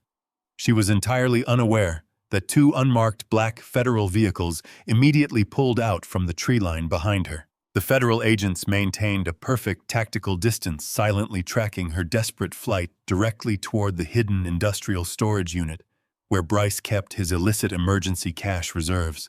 I sat in the cramped back seat of the armored federal command vehicle, alongside Fiona Carmichael. The glowing tactical monitor mounted between the front seats illuminated the tight space with a harsh blue light. The lead investigator, a veteran banking fraud specialist named Agent Vance, navigated the dark city streets with practiced precision. He maintained a secure radio link with the 2 unmarked pursuit vehicles currently tailing Madison's erratic trajectory. Fiona held her encrypted tablet displaying the active geolocator beacon, tracking the software we had discreetly installed on Madison's luxury vehicle during the initial corporate audit. Madison believed she had escaped the park undetected, but her blind panic made her entirely predictable. We watched the blinking red dot on the digital map leave the affluent downtown district and race toward the desolate industrial outskirts of the city. The chase concluded at a massive climate-controlled storage facility surrounded by razor wire and high concrete walls. It was a fortress designed for wealthy clients seeking absolute discretion for their most valuable off-the-books assets. The federal convoy killed their headlights and rolled silently into the gravel staging area directly across the street from the primary security gates. Agent Vance utilized his federal clearance to instantly override the facility's electronic mainframe, granting his tactical teams unrestricted access to the internal surveillance grid. The high-definition security cameras flared to life on our dashboard monitor, revealing the sterile, fluorescent-lit corridors of the complex. The digital feed tracked Madison abandoning her vehicle near the loading bay and sprinting through the sliding glass doors. She bypassed the main desk and swiped her access card at the heavy steel elevator banks. We had completely sealed the perimeter before she even reached the second floor. There was absolutely no avenue of escape left for either of them. The trap I had patiently set was finally snapping completely shut.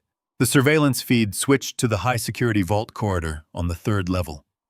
Bryce was already inside Unit 400, standing under the harsh white lights. He was frantically shoving thick banded stacks of illicit $100 bills into a massive black canvas bag. His designer suit jacket was discarded on the cold concrete floor, and sweat poured down his panicked face. Madison stormed into the storage unit a few seconds later, kicking the heavy metal door shut behind her. The audio feed from the hallway cameras captured their immediate violent confrontation. She screamed at him with unhinged fury, demanding to know why federal agents were suddenly swarming the surrounding industrial park. Bryce froze completely, dropping a thick stack of cash onto the concrete. The crushing realization that she had carelessly led the authorities directly to his only remaining sanctuary shattered his fragile composure. Their brief marriage instantly dissolved into a vicious, toxic exchange of screaming accusations and desperate blame.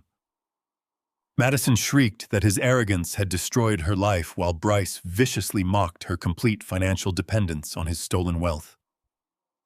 I sat in the dark federal vehicle watching my son tear himself apart on the glowing monitor. A deep, profound silence settled over my heart. I remembered the quiet evenings sitting on our back porch with Cora long before the strokes took her physical mobility. She had constantly warned me about the inherent danger of handing young men massive unearned wealth without first instilling a foundation of rigorous morality.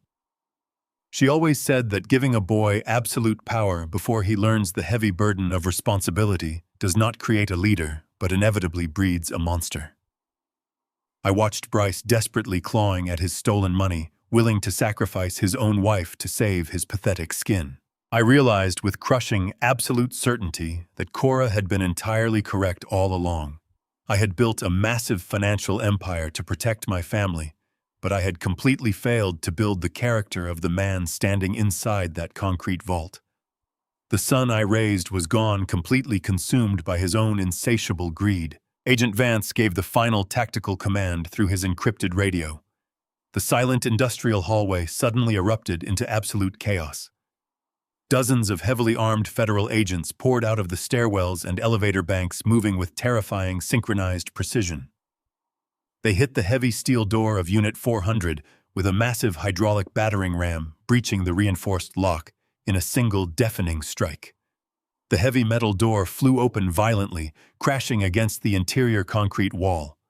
Federal agents swarmed the confined space, screaming strict commands and aiming tactical flashlights directly into the blinding center of the room. Bryce dropped his canvas bag and instinctively raised his hands in absolute terror. He offered absolutely no physical resistance. Two agents grabbed his shoulders, spun him around, and forcefully pinned him face down against the cold concrete floor. The sharp metallic click of heavy steel handcuffs echoing through the vault finalized his complete destruction. Madison attempted to back away toward the corner, sobbing hysterically and pleading complete innocence, but a female agent swiftly grabbed her wrists and secured them tightly behind her back. They dragged Bryce and Madison out of the storage unit and marched them down the long, sterile corridor. The federal convoy waited outside with their flashing blue and red emergency lights, painting the damp concrete lot in harsh, erratic strokes. Agents shoved Bryce roughly toward the rear doors of the primary transport vehicle. He stumbled over the curb and looked up, desperately searching the dark perimeter for any sign of salvation. His frantic eyes locked onto the heavily tinted window of our unmarked command car parked directly across the street. The bright security lights from the loading dock illuminated my face perfectly through the glass. Bryce stopped moving entirely. He stared at me through the shadows, his face a mask of pure, shattered horror. He expected to see a devastated father rushing forward to post bail and hire expensive defense attorneys to mitigate the damage. Instead, he saw a man watching him with completely cold, detached eyes. I did not flinch or offer a single gesture of comfort. I simply stared back, acknowledging his total, absolute defeat. The federal agent shoved Bryce firmly into the back of the armored transport, slamming the heavy reinforced door shut and cutting off our eye contact permanently. The arresting officers stood under the flashing emergency lights and loudly read Madison her Miranda rights, her shrill, panicked protests completely ignored by the seasoned professionals.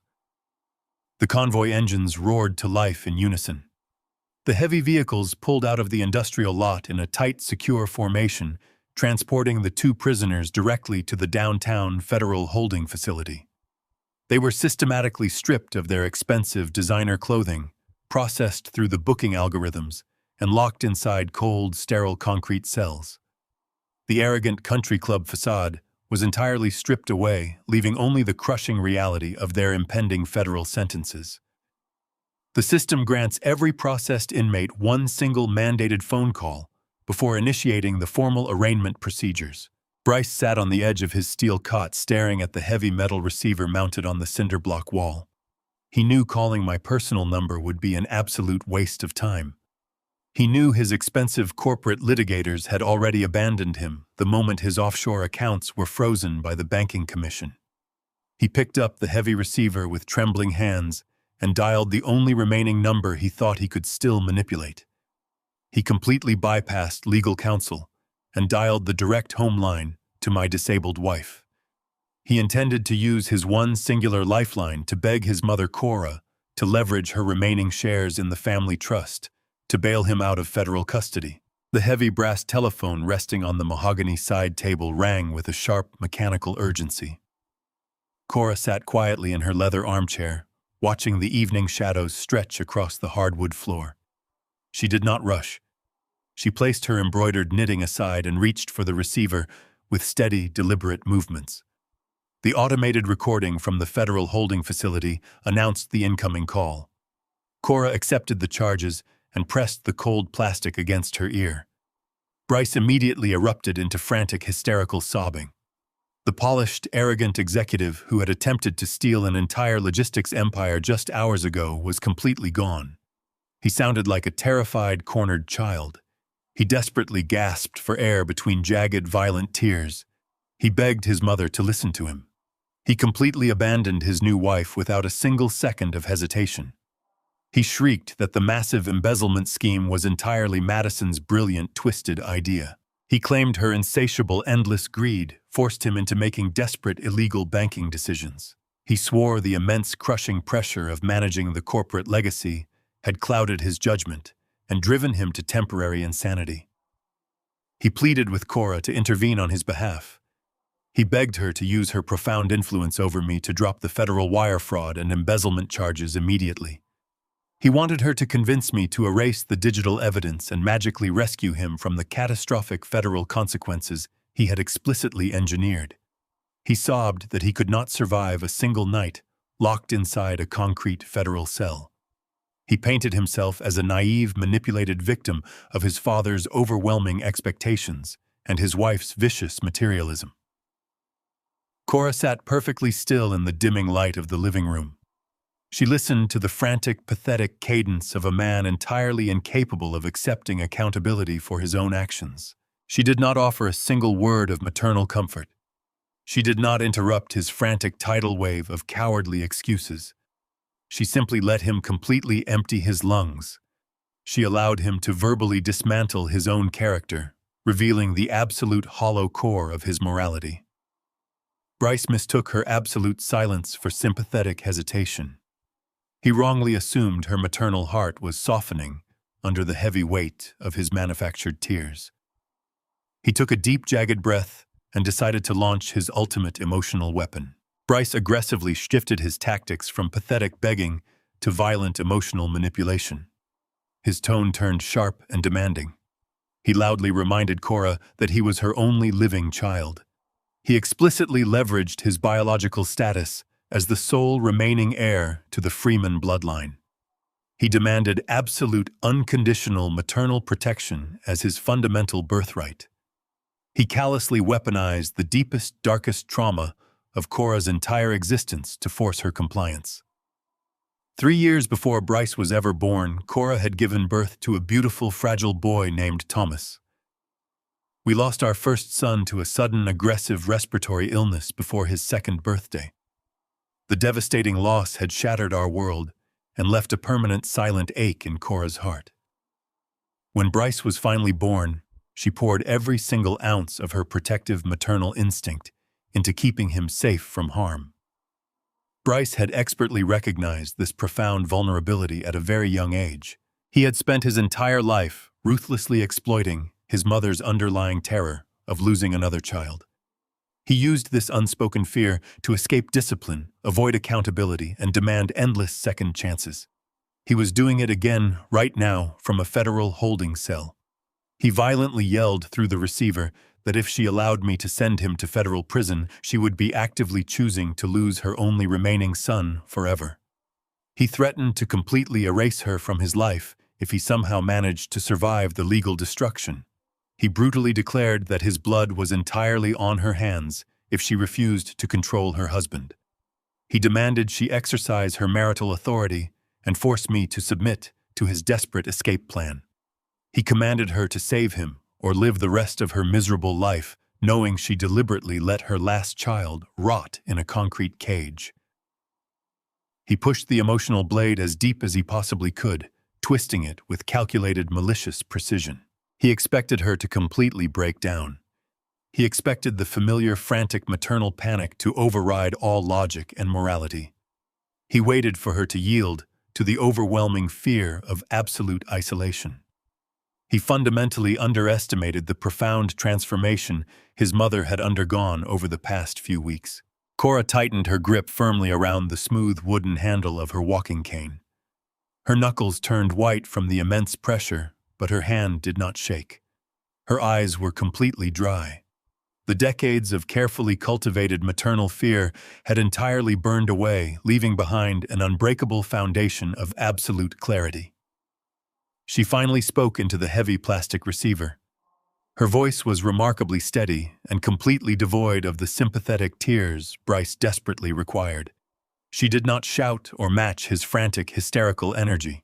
She delivered her final, absolute verdict with the quiet, devastating force of a falling guillotine. She calmly informed Bryce that the terrified boy crying on the other end of the line was a complete stranger to her. She told him that a mother's unconditional love is an absolute sacred bond, but it is not a limitless shield against intentional, malicious criminality. She spoke with a cold, unwavering precision that instantly silenced his frantic breathing. Cora stated clearly that she had spent her entire adult life mourning the tragic loss of her firstborn son. She revealed that she had finally come to terms with losing her second child as well. She told Bryce that the respectful, honorable son she had painstakingly raised did not die in a federal holding facility tonight. That man died the exact moment he stood on a manicured country club lawn and watched his new bride violently shove his disabled mother into the freezing mud. She reminded him that he had not rushed to her aid or scolded his wife for the brutal physical assault. He had simply stood there surrounded by wealthy, arrogant guests and laughed. Cora's voice dropped to a chilling whisper that echoed through the phone line. She told him that a man who finds amusement in his mother's public humiliation possesses absolutely no soul left to save. She stated definitively that the federal prison system was exactly where he belonged. She informed him that he would face the brutal consequences of his massive financial fraud and his emotional cruelty entirely alone. She refused to manipulate me or leverage her marital influence to subvert federal justice. She told him he had finally exhausted his endless supply of unearned second chances. Bryce gasped into the receiver, completely paralyzed by the sheer absolute finality of her words. He frantically attempted to formulate another desperate plea, but his voice completely failed him. He realized his ultimate emotional weapon had simply shattered against an impenetrable wall of hard-earned dignity. Cora did not wait for his pathetic response. She pulled the heavy plastic receiver away from her ear and placed it firmly down onto the brass cradle. The sharp click severed the phone connection and permanently severed the toxic emotional cord tying her to a monster. She leaned back in her leather armchair and looked out the window, feeling a profound, absolute peace settle over her soul. The family purge was almost completely finished. While Bryce sat shivering in a sterile federal holding cell, his treacherous father-in-law was making one final desperate maneuver to escape the massive collateral damage. Gregory had recognized his total financial annihilation the moment I snapped his gold pen in half at the diner. He abandoned his luxury vehicles and his massive corporate offices. He frantically packed a single leather duffel bag with whatever liquid currency he could secure from his hidden personal safes. He raced aggressively through the dark city streets toward the municipal airfield. He intended to board a private offshore charter flight and completely vanish before the federal authorities linked him to the forged banking conspiracy. He sprinted across the rainy tarmac toward the waiting jet, clutching his bag of stolen cash. He handed his passport to the private pilot, demanding immediate departure. He was completely unaware that Fiona Carmichael had already anticipated his cowardly exit. She had ruthlessly utilized her vast legal network to place an absolute immediate freeze on every single one of his travel assets and offshore accounts. Gregory pushed through the revolving glass doors of the municipal private aviation terminal. His expensive leather shoes squeaked loudly against the pristine, polished marble floor. He clutched his overstuffed leather duffel bag tightly against his chest, guarding the last remnants of his stolen liquid currency. His breathing was ragged and uneven. He practically sprinted toward the exclusive tarmac access gate, desperate to board the waiting twin-engine charter jet humming on the wet runway. He slapped his platinum membership card onto the concierge desk, demanding immediate clearance for an unscheduled international departure. The terminal attendant did not reach for his passport or print his boarding pass. The attendant simply stepped back from the counter in complete silence. Two massive private security contractors materialized immediately from the shadows of the boarding corridor. They wore dark, tailored suits with subtle earpieces resting against their necks. Fiona Carmichael had legally retained their elite services hours ago, anticipating this exact cowardly maneuver. The contractors moved with absolute synchronized precision. They stepped forward and physically blocked the sliding glass boarding doors, crossing their thick arms over their chests. Gregory demanded they step aside, shouting frantic, desperate orders about his vast wealth and his elite social status. The guards remained entirely immovable, like twin statues of solid granite, completely ignoring his aggressive outburst. A quiet, refined voice echoed through the empty terminal, cutting through Gregory's pathetic shrieks. I stepped out from the dimmed lights of the executive VIP lounge. I wore a crisp, dark overcoat and walked with a slow, deliberate cadence toward the trapped man. Gregory froze completely. The expensive leather bag slipped from his sweaty fingers and hit the marble floor with a heavy, muffled thud. He stared at me with wide, terrified eyes, realizing his private, expensive escape route had transformed into an inescapable concrete trap. I stood exactly 3 feet away from him, projecting absolute, unyielding authority. The rain battered against the massive windows behind me, mirroring the storm about to completely destroy his life. He looked past my shoulder at the waiting aircraft and realized the pilots had already powered down the engines under Fiona's direct legal orders. He was completely cut off from the world, out of moves, and entirely out of time. Gregory immediately collapsed into a pathetic display of absolute submission. The arrogant country club patriarch vanished completely, leaving behind a shivering, hollow coward. He fell to his knees on the cold marble floor and openly begged for mercy. He clasped his hands together, pleading with me to release the freeze on his offshore accounts and let him board the plane. He frantically attempted to justify his horrific actions, claiming he was simply trying to protect his elite social standing and provide a luxurious life for his daughter. He shrieked that the crushing pressure of high society expectations forced him to cut corners and forge documents. He sobbed that he could not bear the public humiliation of bankruptcy and the loss of his generational status. He painted his massive financial fraud as a desperate, tragic necessity for survival. I looked down at the weeping man and felt an overwhelming wave of profound physical disgust. His definition of survival was an absolute insult to anyone who had ever truly suffered. I spent my early childhood growing up in the brutal, agonizing poverty of the segregated South. I remembered the biting winter nights sleeping on a dirt floor wrapped in threadbare blankets, just trying to preserve enough body heat to survive until morning. I remembered the sharp, relentless ache of a truly empty stomach and the grueling physical labor required to earn a single dollar for a loaf of stale bread. I knew the distinct, undeniable difference between fighting tooth and nail to survive a harsh, unforgiving world and stealing millions of dollars simply to maintain an unearned life of luxury. Gregory had never known a single day of actual hunger or real danger. He had simply grown terrified of losing his expensive imported cars, his massive yacht club dues, and his catered evening galas. He had willingly sold out his own flesh and blood and actively participated in destroying my family legacy just to avoid selling his vacation homes. His defense was absolutely pathetic. I did not offer him a single shred of sympathy or understanding. I firmly told him to stand up and face his consequences like a man, instead of groveling on the floor like a parasite. I informed him that his pathetic tears held absolutely no currency with me, and his excuses were completely worthless. Gregory slowly pulled himself up from the marble floor, trembling violently under my cold gaze. Fiona Carmichael stepped out from the VIP lounge holding a crisp blue legal folder, perfectly matching my unyielding demeanor. She walked to the polished concierge desk and spread the thick documents out under the bright terminal lights. I directed Gregory's attention to the highlighted paperwork.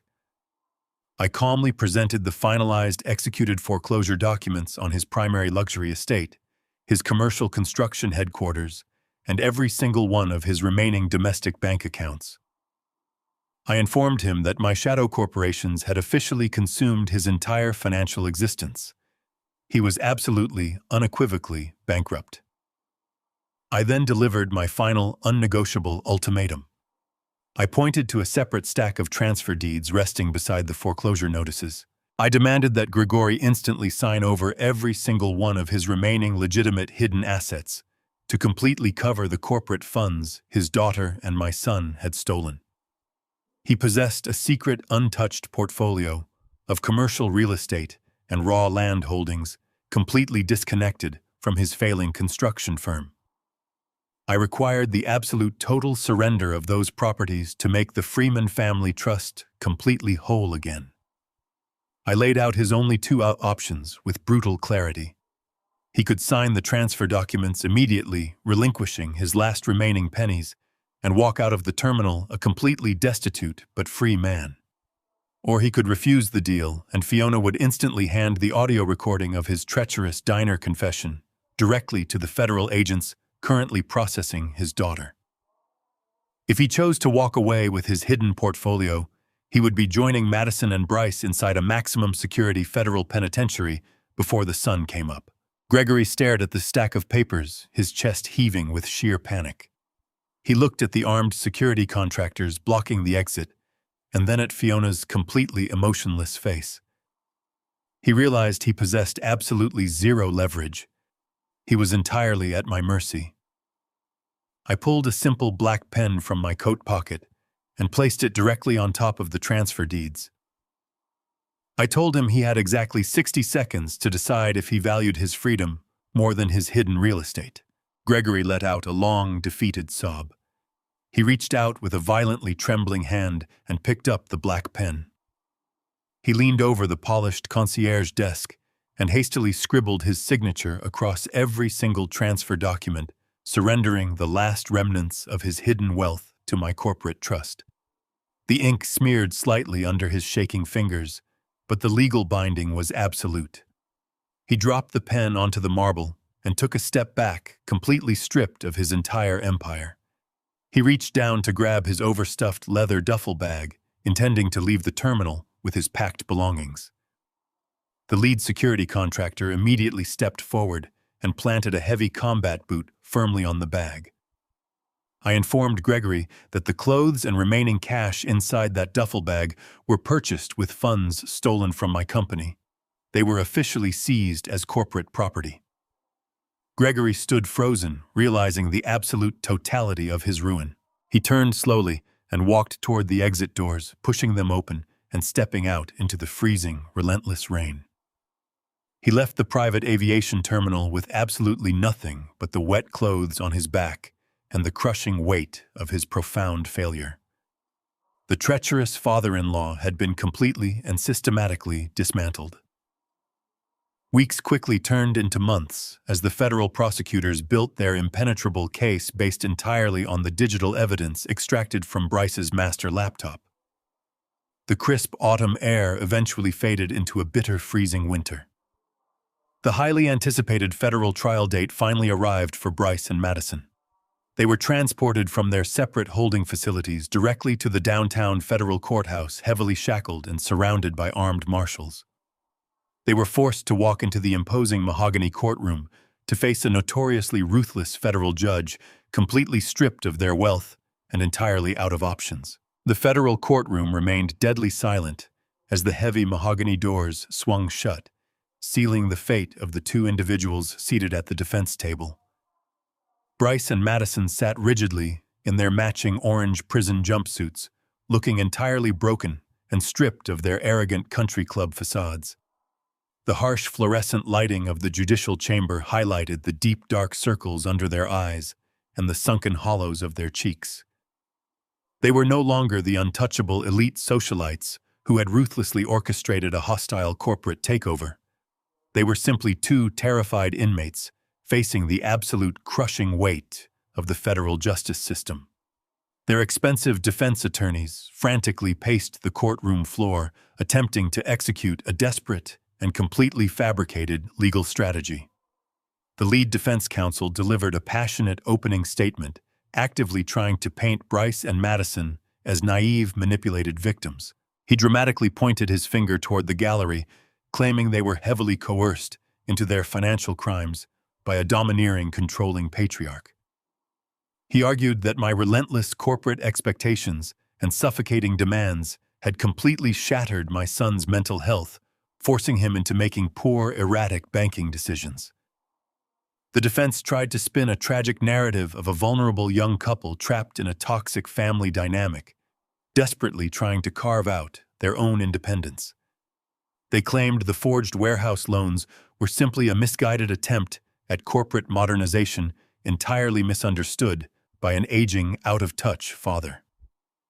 The sheer audacity of their defense strategy was absolutely staggering. They were attempting to weaponize my lifelong dedication to building a secure family legacy, turning my hard work into the very weapon that supposedly traumatized my son into committing massive federal wire fraud. I sat perfectly still in the front row of the wooden gallery, entirely unaffected by the desperate theatrical performance of the defense. I wore the exact same dark tailored suit I had purchased 30 years ago on the specific day I officially incorporated Freeman Logistics. The wool was slightly faded at the cuffs, but the garment remained flawlessly pressed. I wore it specifically today because it represented the absolute unyielding integrity and blue-collar grit they had so callously tried to steal. I built an empire in this suit through honest, grueling labor, and I intended to wear it while watching the legal system dismantle their parasitic entitlement. Fiona Carmichael stepped forward to the prosecutor's podium, moving with cold, surgical precision. She did not bother raising her voice or matching the emotional theatrics of the opposing counsel. She systematically destroyed their entire fabricated defense narrative in a matter of minutes. She began by projecting the raw, unedited shadow ledgers directly onto the massive digital screens in the courtroom. The complex alphanumeric codes proved undeniably that Bryce had meticulously planned the massive offshore embezzlement scheme for over 2 years, entirely unprovoked by any external family pressure. Fiona then introduced the most devastating piece of evidence. She played the crystal-clear audio recording of Madison attempting to extort me for $500,000 in the isolated municipal park. Madison's cruel, arrogant voice echoed loudly off the mahogany walls, explicitly detailing her treacherous willingness to abandon Bryce to the federal authorities in exchange for a massive, untraceable cash payout. The recording completely shattered the illusion of a naive, vulnerable couple acting out of misguided desperation. It exposed them as ruthless, calculating predators willing to sacrifice absolutely anyone to maintain their unearned luxury. Finally, Fiona submitted the physically forged commercial loan documents, alongside the sworn written testimony from the corrupt notary public Gregory had surrendered. The undeniable paper trail proved Madison was an active, willing co-signer on the fraudulent accounts, entirely complicit in the federal wire fraud. The defense attorneys slumped into their leather chairs, realizing their expensive legal strategy had just been completely obliterated by an avalanche of irrefutable facts. Bryce and Madison stared at the digital screens in sheer, unadulterated panic, completely out of moves and entirely out of lies. The federal judge struck his heavy wooden gavel against the sounding block, demanding absolute order in his courtroom. He looked down from his elevated bench at the two defendants with an expression of pure judicial disgust. He did not offer a single word of sympathy or leniency. He stated clearly for the official court record that their actions represented the absolute worst form of calculated financial predation and elder exploitation. He delivered a swift and immediate guilty verdict on all federal counts, including massive wire fraud, corporate embezzlement, and aggravated forgery. He formally sentenced Bryce and Madison to serve significant mandatory time in a maximum security federal penitentiary, completely stripping them of any possibility of early parole. The heavy steel chains clanked loudly against the floor as the armed bailiffs moved forward to secure their wrists and ankles. Madison collapsed into hysterics, sobbing violently as the federal marshals dragged her roughly toward the holding cells. Bryce stood up slowly, his shoulders slumped in total, absolute defeat. As the guards turned him toward the heavy side doors, he stopped and looked back across the silent courtroom directly at me. His eyes silently begged for a final shred of paternal pity or a lingering ounce of forgiveness. I sat perfectly rigid in the gallery, entirely devoid of tears or regret. I looked back at the man I had raised and offered him absolutely nothing. The son who had attempted to destroy my company and hold my disabled wife hostage was completely gone. I simply turned my back on him and walked slowly out of the heavy mahogany doors into the bright, crisp daylight. The toxic threat to my family was permanently, completely neutralized. I drove my heavy truck through the wrought iron gates of our grand estate for the first time, knowing the war was definitively over. The sprawling property stretched out before me, bathed in the warm golden light of the late afternoon sun. I parked on the circular gravel driveway and stepped out into the absolute profound silence. The suffocating toxic energy that Bryce and Madison had constantly dragged into this home was entirely gone. The heavy oppressive atmosphere of their endless greed and their vicious manipulation had completely evaporated, leaving behind a pristine, clarifying peace. I walked through the heavy front doors and moved slowly through the expansive, silent hallways. I did not hear the shrill, demanding voice of a spoiled daughter-in-law or the arrogant footsteps of a treacherous son. I walked through the kitchen and stepped out onto the wide wooden planks of the back porch. Cora sat in her favorite woven wicker armchair. A tall glass of iced sweet tea rested on the small table beside her, catching the sunlight. She looked completely radiant and entirely at peace. The ugly purple bruising that had marred her arm weeks ago was completely gone. Her fractured wrist had healed perfectly under the careful watch of the specialists. She held her knitting needles with steady, confident hands, weaving thick yarn with effortless grace. The physical and emotional wounds inflicted by the very boy she had raised were finally closed. She looked up as the wooden screen door clicked shut behind me. She did not need to ask how the sentencing hearing concluded. She saw the absolute finality written clearly across my face. She offered a soft, knowing smile and gestured toward the empty wooden rocking chair resting directly beside her. I sat down in the wooden rocking chair next to my wife and let out a long, slow breath. I felt the immense crushing weight of the past few months finally lift off my aging shoulders. We sat together in comfortable, familiar silence, looking out over the expansive, manicured yard rolling gently toward the distant tree line. The evening breeze carried the fresh scent of blooming jasmine and damp earth. Our eyes naturally drifted toward the center of the vast green lawn. A massive, towering oak tree stood there, anchoring the entire landscape. Its thick, heavy branches stretched outward like protective arms, casting a wide, cooling shadow over the grass. We had planted that exact tree as a fragile, tiny sapling on the very first afternoon we moved onto this property, exactly 30 years ago. We had spent our last remaining dollars at the time to secure the mortgage on this land. We dug the deep hole in the dirt with our own calloused hands, packing the dark soil tightly around the delicate roots. We watered it through brutal, scorching summers and wrapped its fragile trunk to protect it from the freezing, bitter winters. We watched it grow slowly and steadily, year after year, weathering countless violent thunderstorms and fierce howling winds. It never broke. It never yielded to the elements because its roots reached deep into the bedrock, holding firm against any external threat. That towering oak tree was the perfect physical manifestation of our marriage, and the life we had painstakingly built from absolutely nothing.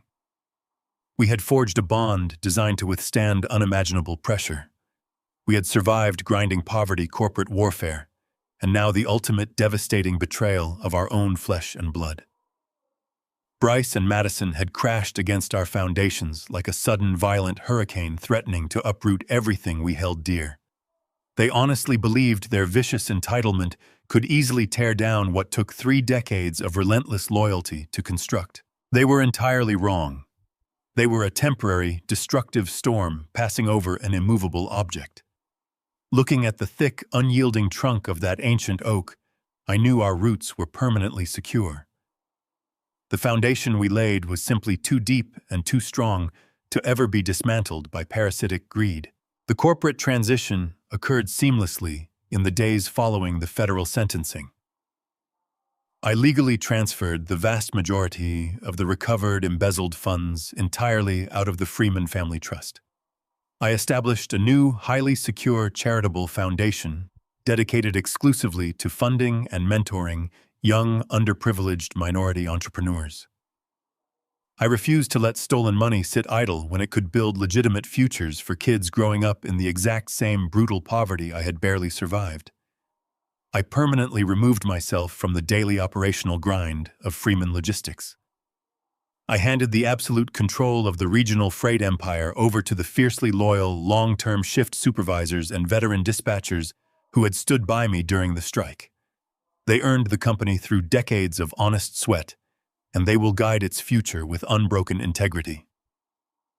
Cora and I accepted the harsh, unyielding reality of our situation.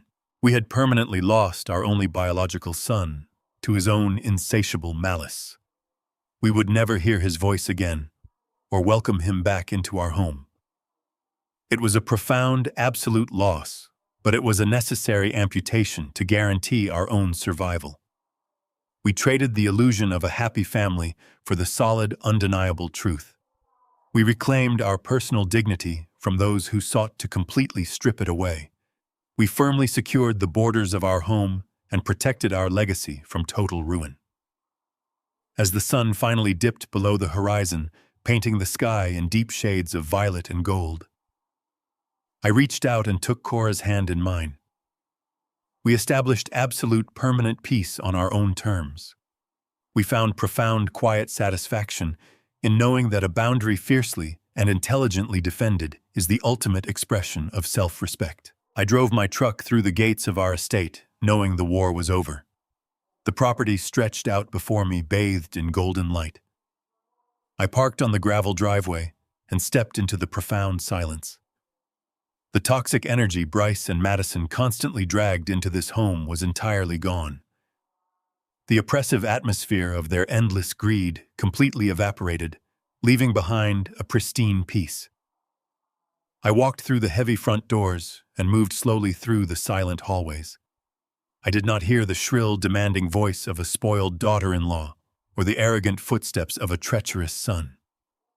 I walked through the kitchen and stepped onto the wide wooden planks of the back porch. Cora sat in her woven wicker armchair. A tall glass of iced sweet tea rested on the table, catching the sunlight.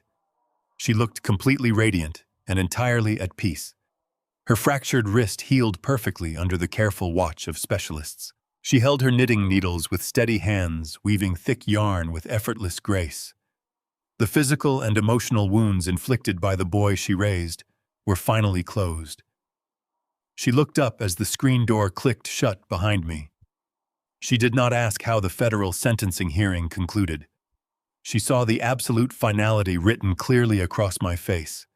She offered a soft, knowing smile and gestured toward the empty rocking chair resting beside her. I sat next to my wife, letting out a slow breath. I felt the immense crushing weight of the past few months finally lift off my aging shoulders.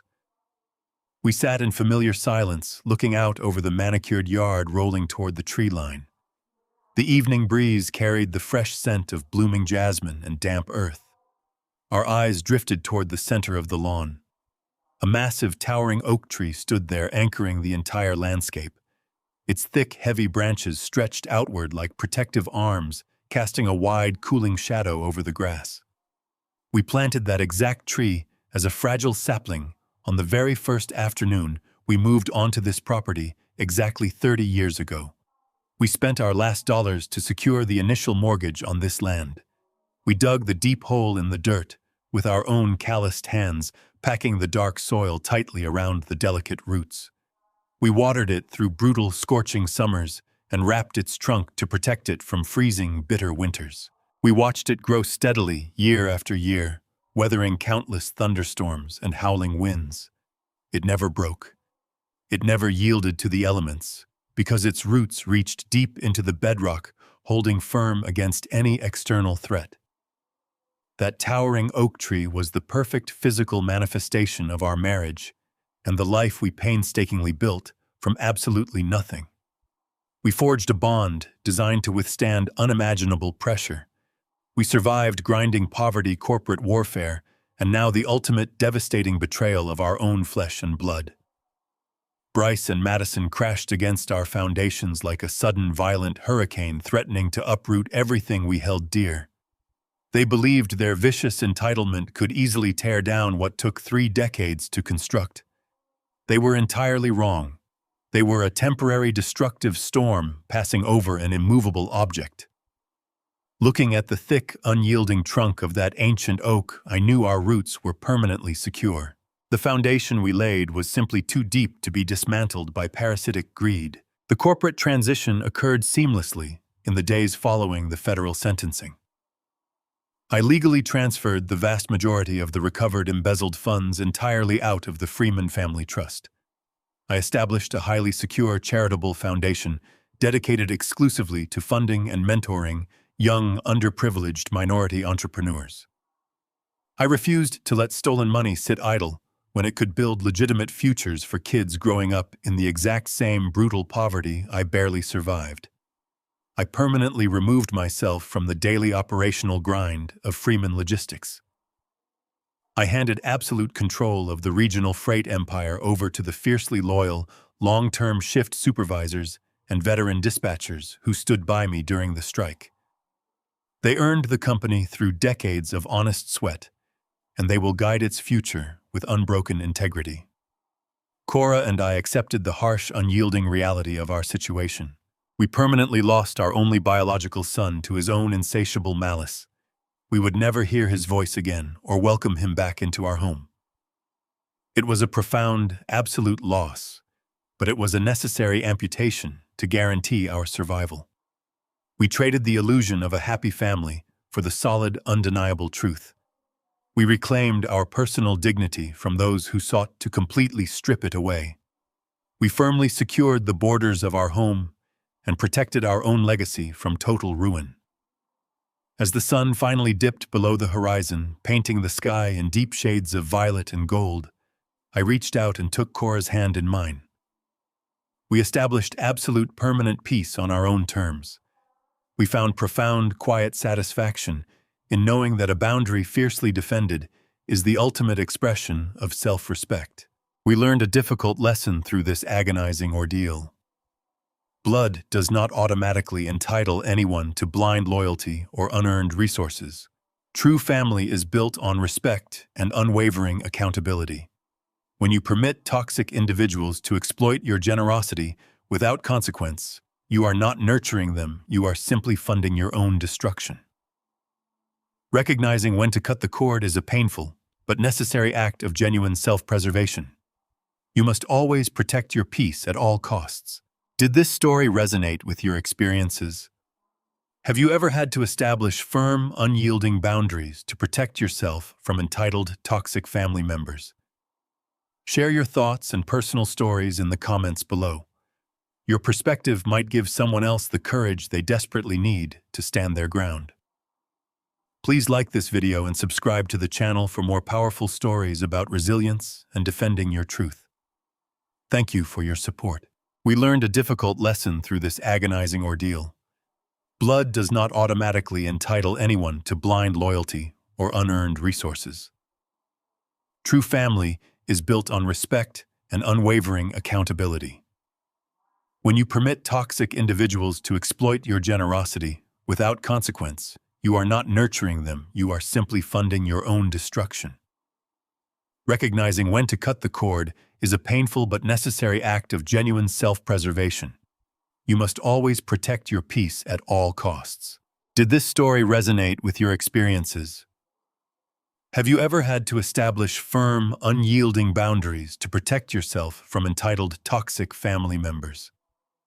Share your thoughts and personal stories in the comments below. Your perspective might give someone else the courage they desperately need to stand their ground. Please like this video and subscribe to the channel for more powerful stories about resilience and defending your truth. Thank you for your support.